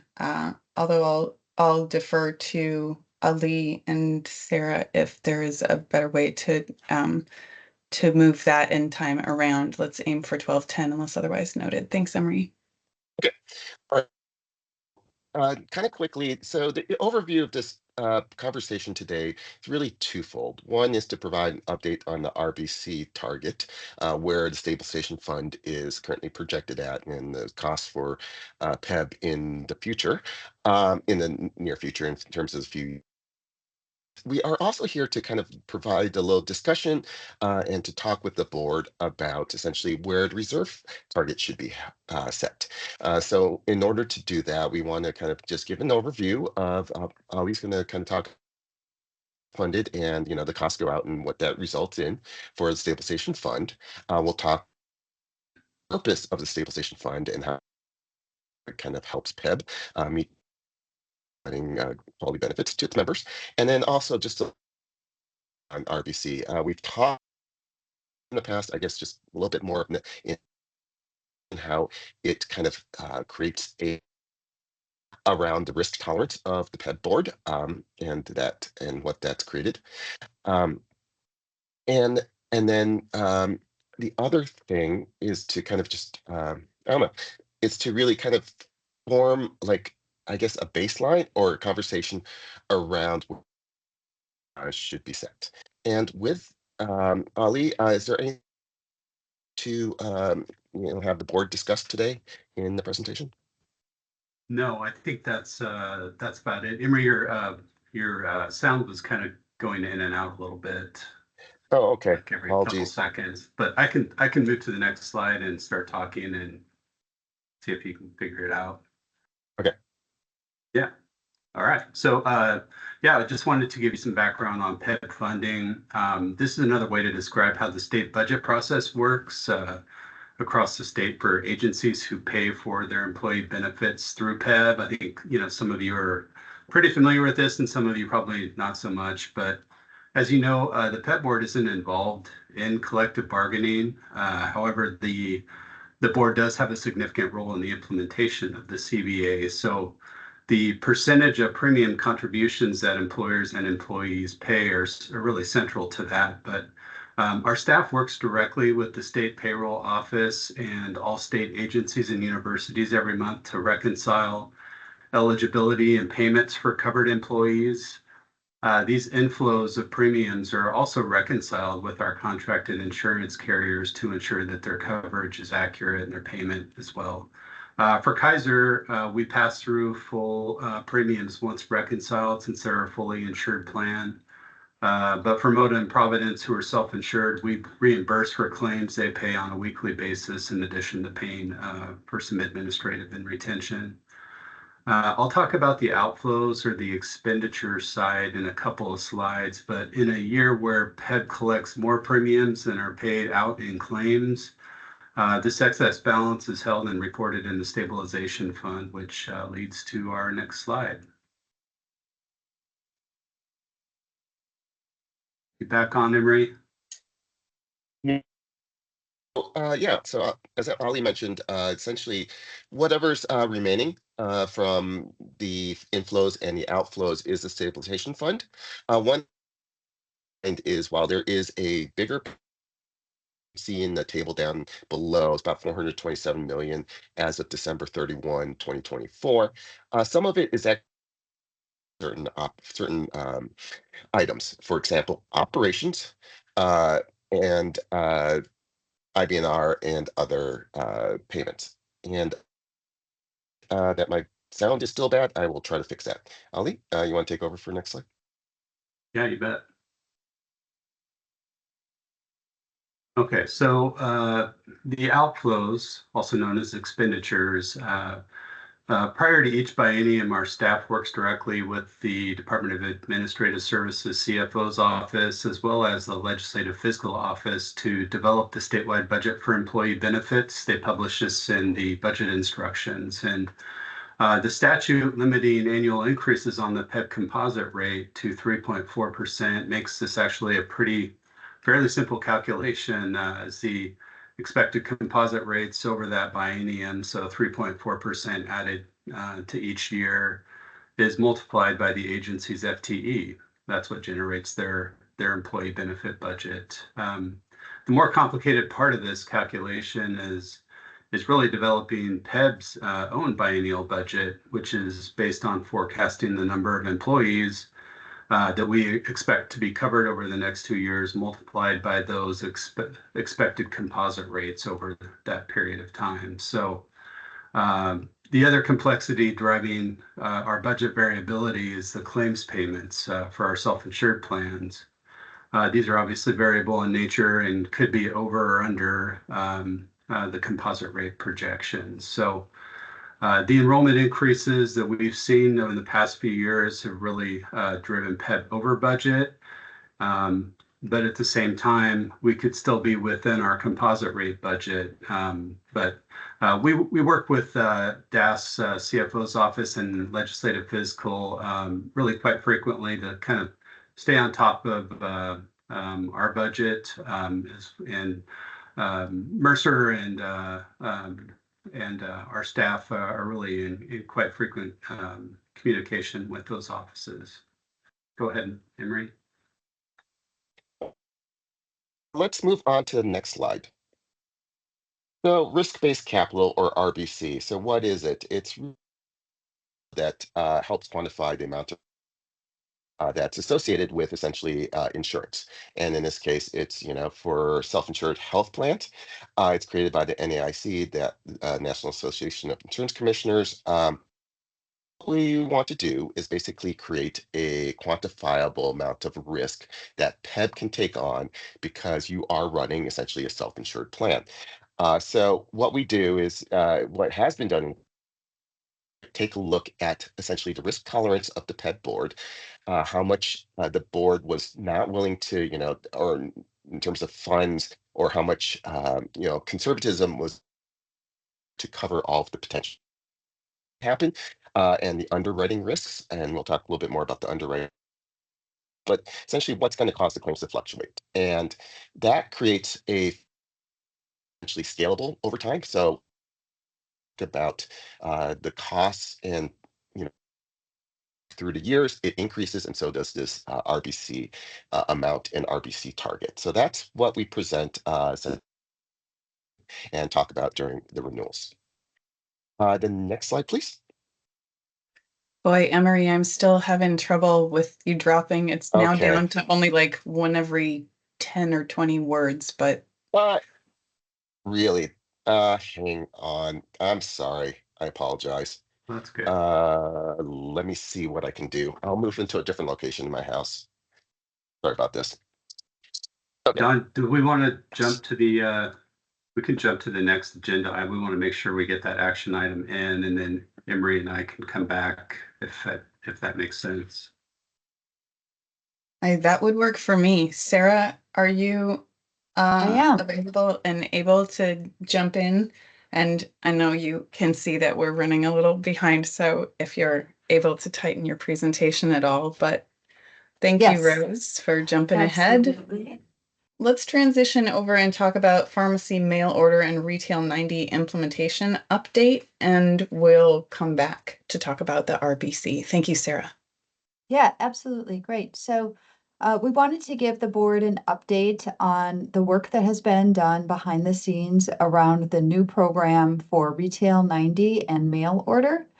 And just as a reminder, what this opportunity is, it provides savings to PEB by requiring that maintenance medications are filled at either a mail order pharmacy or a retail 90 network location. I do want to preface this by saying we're very thankful for the carriers for working with us as we've worked through this program, trying to understand it and helping us put some parameters on it. So we'll go through Providence really quick. So during the renewal process, Providence proposed a narrow network of retail pharmacies that could be offered as an alternative for mail order for those 90-day supplies. Through additional communications and analysis, Providence was able to determine that the same level of savings could be achieved with less disruption for PEB members, but a broader network. So what Providence has agreed to implement is their Retail 90 network will basically include all chains and independent pharmacies that are in their Retail 30 network, so for acute prescriptions, with the exception of CVS and Rite Aid. By making this change, they're able to achieve the same level of savings, and then they're excluding only those two chains. The good news is, for the most part, those two chains are located in more urban and suburban areas where there are other pharmacies available. So we anticipate that this isn't going to have as much impact on members that live in more rural areas that might rely on independent pharmacies. They will continue to offer both postal prescription services, PPS, and Costco for mail order. We go to the next slide. And then just as a reminder, MODA is offering essentially their same network for Retail 90 is available as for Retail 30. There are a couple of exceptions, but for the most part, chain and independent pharmacies will be available for Retail 90 through MODA. One of the pieces we've been working through with both carriers is what are the exceptions? So when can members be given an exception from using that mail order or Retail 90? And these are the exceptions that we've worked through with both of the carriers.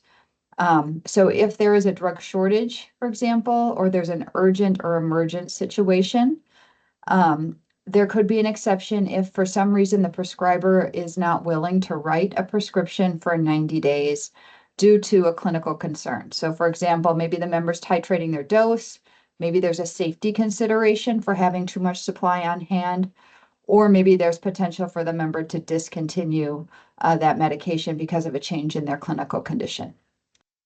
We also talked about if members cannot afford a 90-day prescription, even though it is economically better for members to have the 2.5 copays for 90 days rather than the 3 copays for 330 days. We recognize that there's maybe not everybody has that amount available for out of pocket. And so we talked about with the carriers that the members could verbally state to the carrier, health navigator, or customer service, I can't afford a 90-day prescription right now. And that would be grounds for an exception. Also, if there's a medication that requires special handling or it has a short expiration date, and then also if the medication is a controlled substance or has potential for abuse and misuse.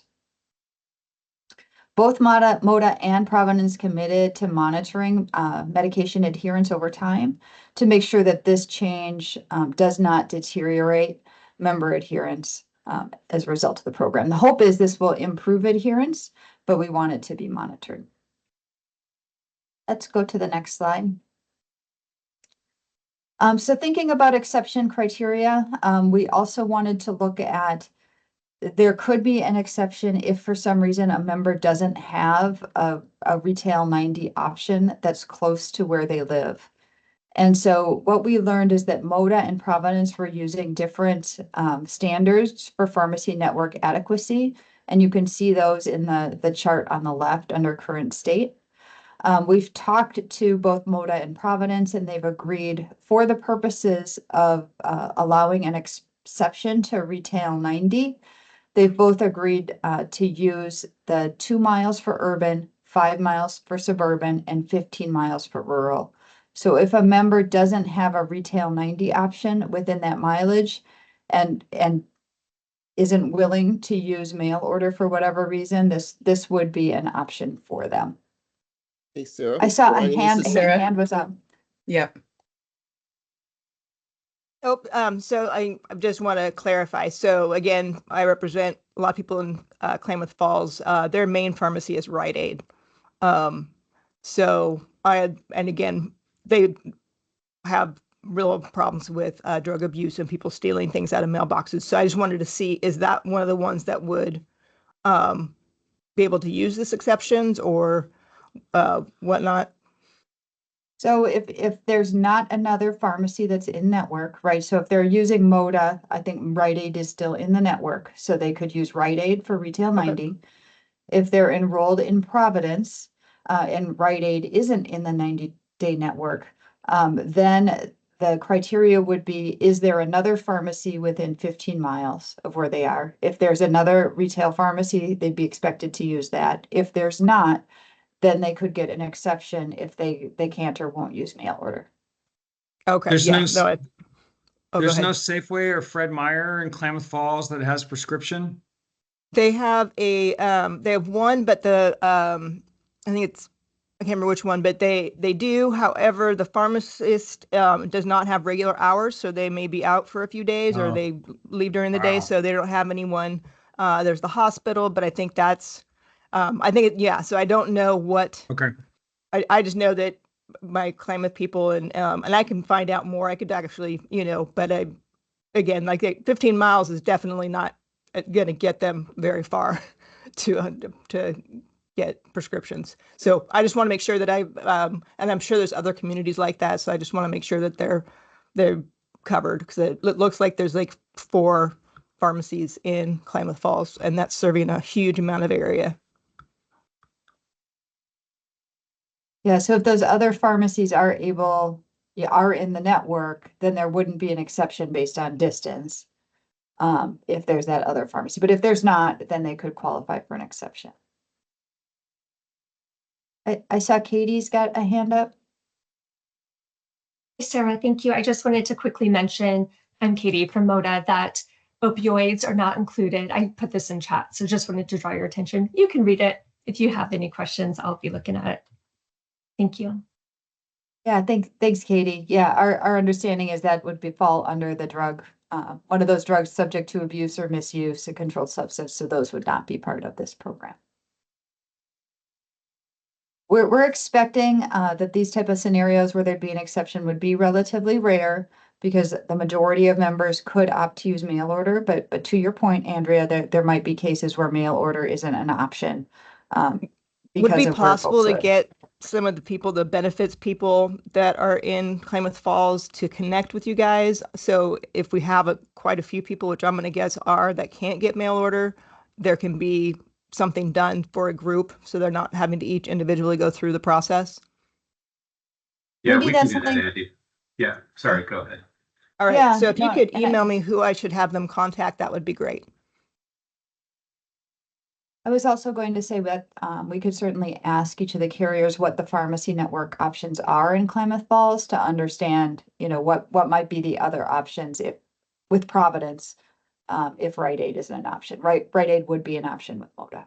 Yeah, and I'm since someone from Klamath could probably give more answers than I could. That's why I was just thinking it might be better to have them talk about it.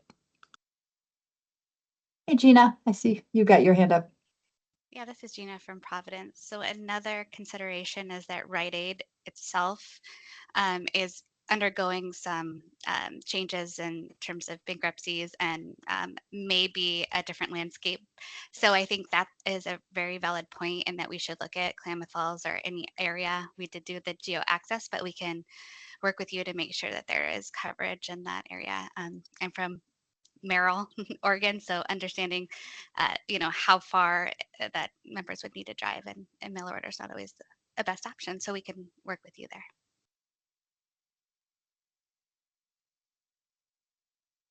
I saw Greg had his hand up too. Yeah, and also out of Klamath, I know we have a facility in Lakeview, which is about 90 miles farther east. So in that general area, I think they may have one pharmacy. So just something to also consider if you're doing that area. that might be something to help out them as well. It sounds like this is an issue that the board would like to talk about more, and ensuring that access remains adequate is something that they'd like to follow up on, given the amount of time that we have. What I'd like to ask is, how many more slides do you have, Sarah? I think there might just be one more. We wanted to talk about grace fills. Okay. So All what we right. were looking for, yeah, from the board today, was approval of the exception criteria as well as grace fills. So what a grace fill is how many fills at 30 days a member can get before they're required to move to either mail order or retail 90. We worked with the carriers. We've heard between 1 and 3. Navitas noted their standard is 1 grace fill. Providence clients usually see 1 or 2. We usually see 2. So our recommendation is 2 grace fills. So member would be able to get two months of fills at retail 30 before they'd be required to use the retail 90 or mail order. So then the last slide then.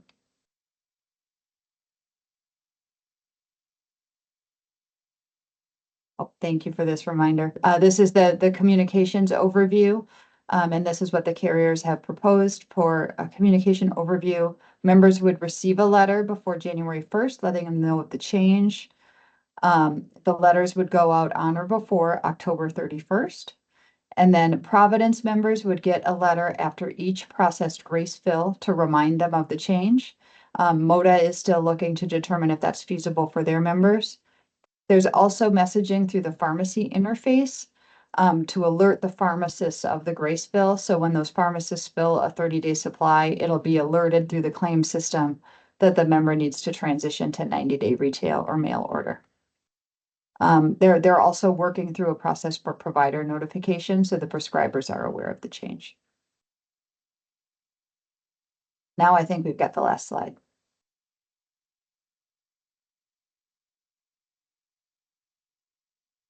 So these were our questions to the board, wanting to understand, is the board comfortable with the implementation updates as presented? And then also, is the board comfortable with offering 2 grace fills to members? And those were the decision points we had today.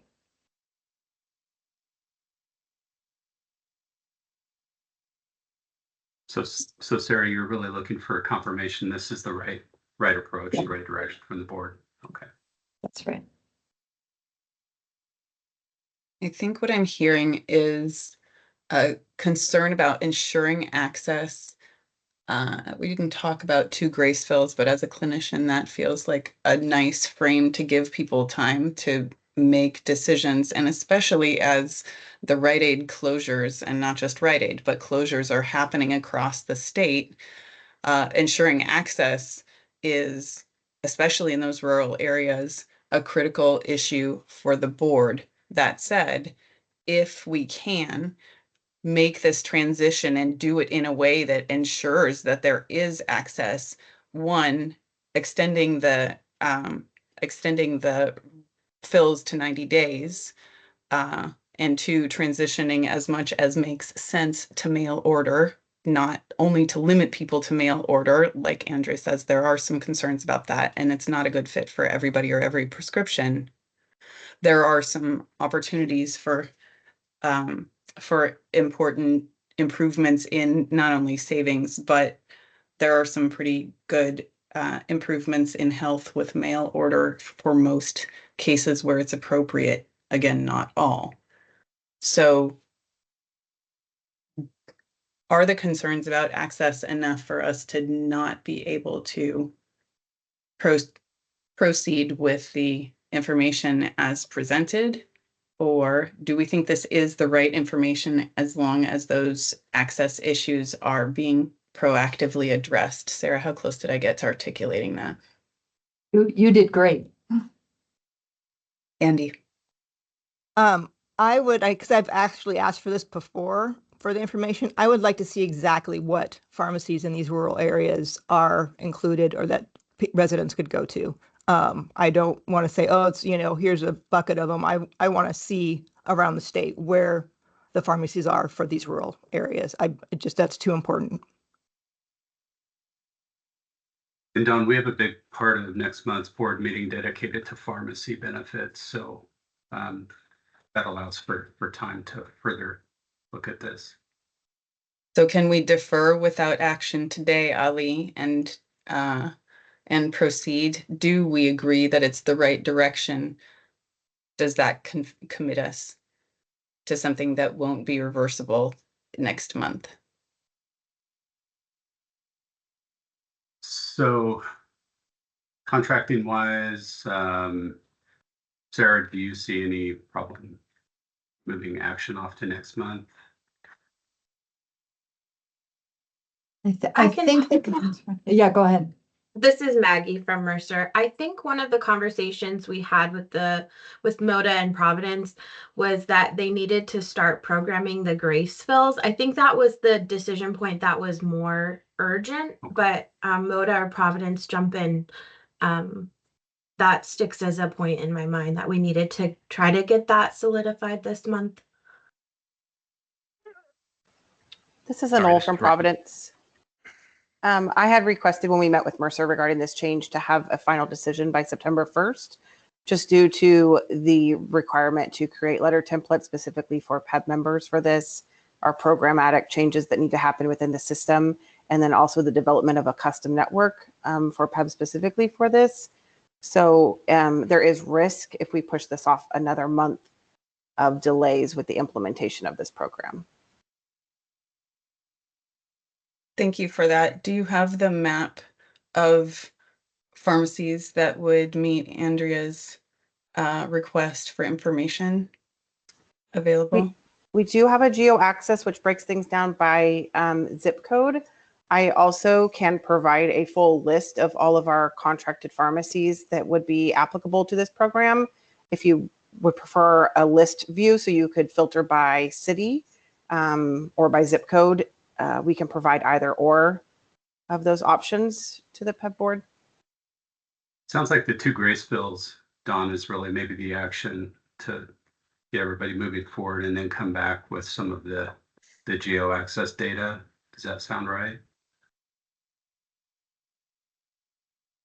Okay. Board, are there any questions or concerns? Katie, please. I was just going to affirm, same for MODA, the 2 grace fills we are moving forward with, and same concern with the timeline, as well as we have geo access that we can also provide of the other pharmacies in Klamath Falls. So happy to do so. Okay, then let's split those out. Board, are you comfortable with offering 2 grace fills to members? Absolutely. Yeah, I'm happy to make a motion if you want it. Right. That'd be great. That way. This is Siobhan. I'll make a motion that we have the 2 grace fills for Providence and MODA. This is Clauser, and I will second that motion. Thanks, Siobhan. Thanks, Greg. All in favor, say aye. Aye. Aye. Any opposed? Any abstentions? Hearing none, that motion is approved to proceed with offering 2 grace fills as proposed, and we'll pause on the other questions until more information comes in around geo access. Thank you for your presentation. Thanks, board. Thank you. Ali, let's go ahead and bring it back to you and to Emery. Let me just check in about timeframes.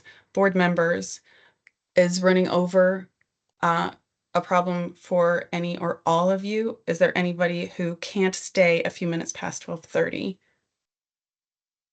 I can try. I might have to join by phone. This is the thing I'm kind of the most interested in. are you going to make any changes to your approach, or are we just getting an update? And I should just try to discipline myself to read the slides. Hopefully, Chair, you can hear me okay right now. I'm Yep, not that's good, breaking. Enrico.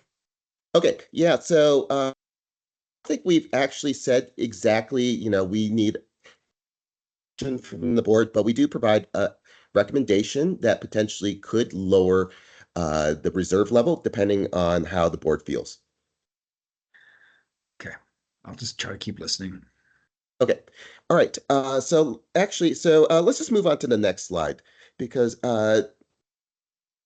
what is most important in terms of trying to determine what level reserves to hold, really the underwriting risk. So there on the left is essentially what we do for projections. We take the base year claims, and so for 26, we would take the 24 claims, and then we do essentially the trending, the underwriting, the 26 projected time period. So that is 2 years of trend.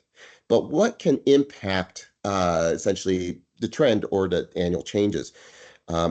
There on the right, you have large claims or random fluctuations. A lot of times large random, whether you have a heart attack, whether a cancer shows up, car crash, that which might cause that's relatively random and it kind of varies from year to year. Longer term trend impacts are just the underlying cost of services, population changes, as more members come in the time periods that could shift, or if members leave, that could shift as well. And that impacts it over time. Like it does compound from year to year, or once it applies, it resets the baseline.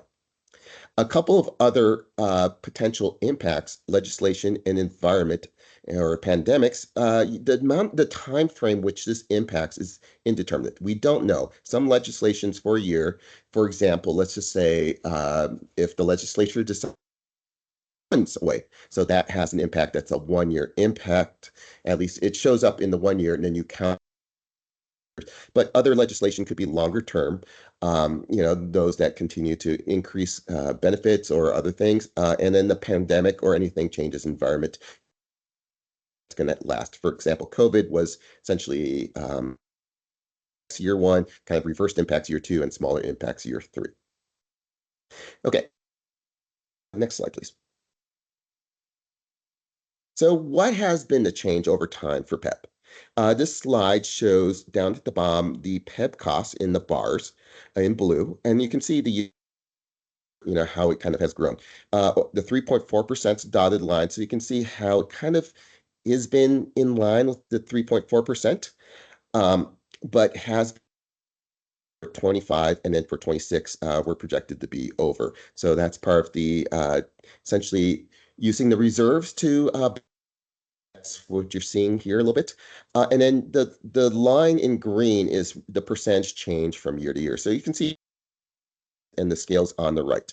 On average, it's about 4% over this time, 10 years.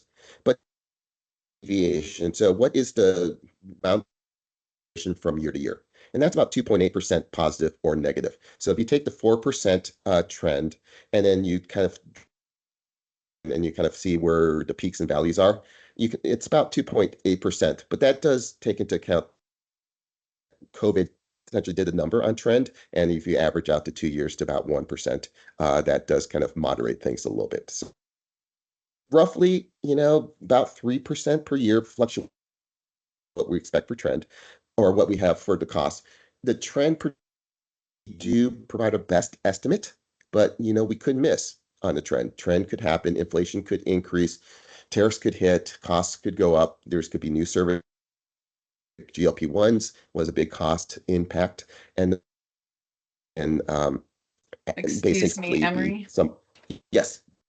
I'm sorry, your audio is still breaking up, and even though it is only 1 out of maybe 20 words, it is pretty disruptive, and I'm seeing that we're not going to be able to complete this conversation today.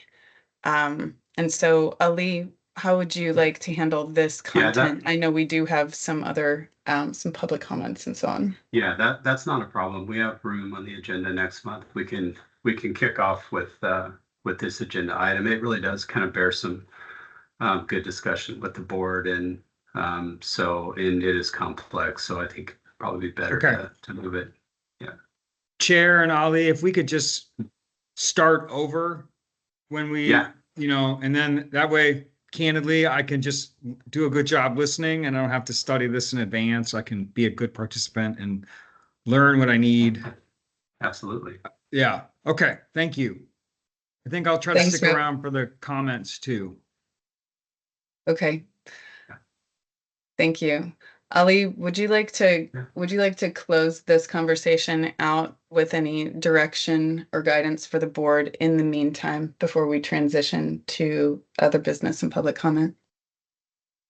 No, we'll just set aside enough time to as Rep. Nose mentioned, start over and leave enough time for a good discussion. It's getting to the point now where PEBB's getting very, very close to the reserve target. So it's a very important discussion to have. So we'll look forward to next month. There's no action needed this month, so all good. Okay. All right. Thank you very much for that. And board and attendees, thank you for your grace with us as we work through technical difficulties and time management here today. So I'll look forward to a robust discussion about the reserves and the reasons that we might make decisions about the levels. And Emery will look forward to a thorough understanding of what it is you have to offer with some improved audio next month. And with that, I'll go ahead and transition us to the last item on our agenda today.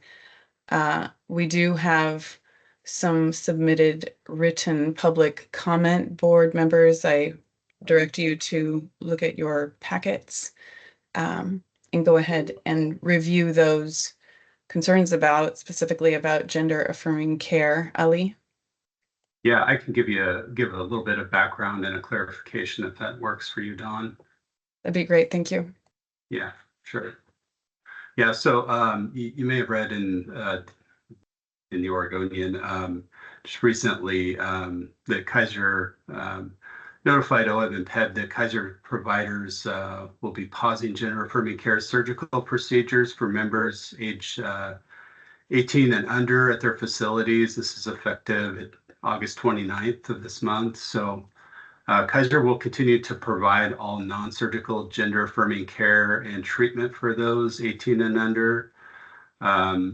So for individuals 19 and over, all gender affirming care remains available.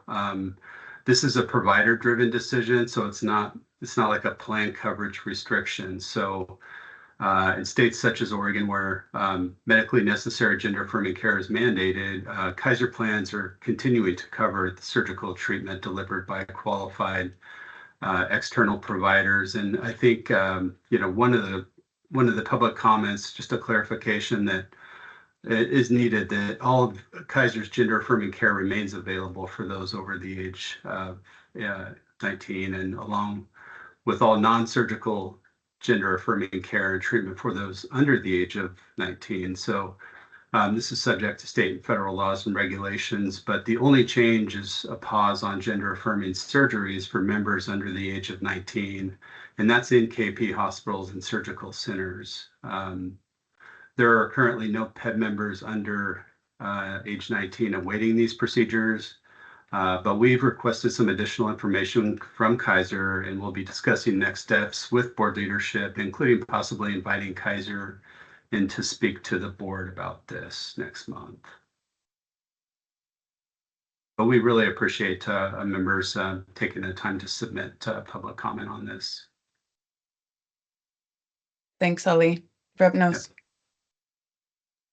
Yeah, just by way of information, I've had a couple of constituents write to me about this. So I checked in with Kaiser, and so the Permanente group made this decision. But my understanding from Kaiser is that if there is an adolescent who presents as needing the surgery that is medically necessary, Kaiser will, as the health plan, will contract out to have that care provided. So I think the easiest way I can illustrate this is my son, when he was in 8th grade, had a pretty significant mental health challenge, and Kaiser felt it was significant enough that they allowed him to be seen out of network immediately because they didn't have providers of their own available to take care of his challenge. And so we went to a community therapist.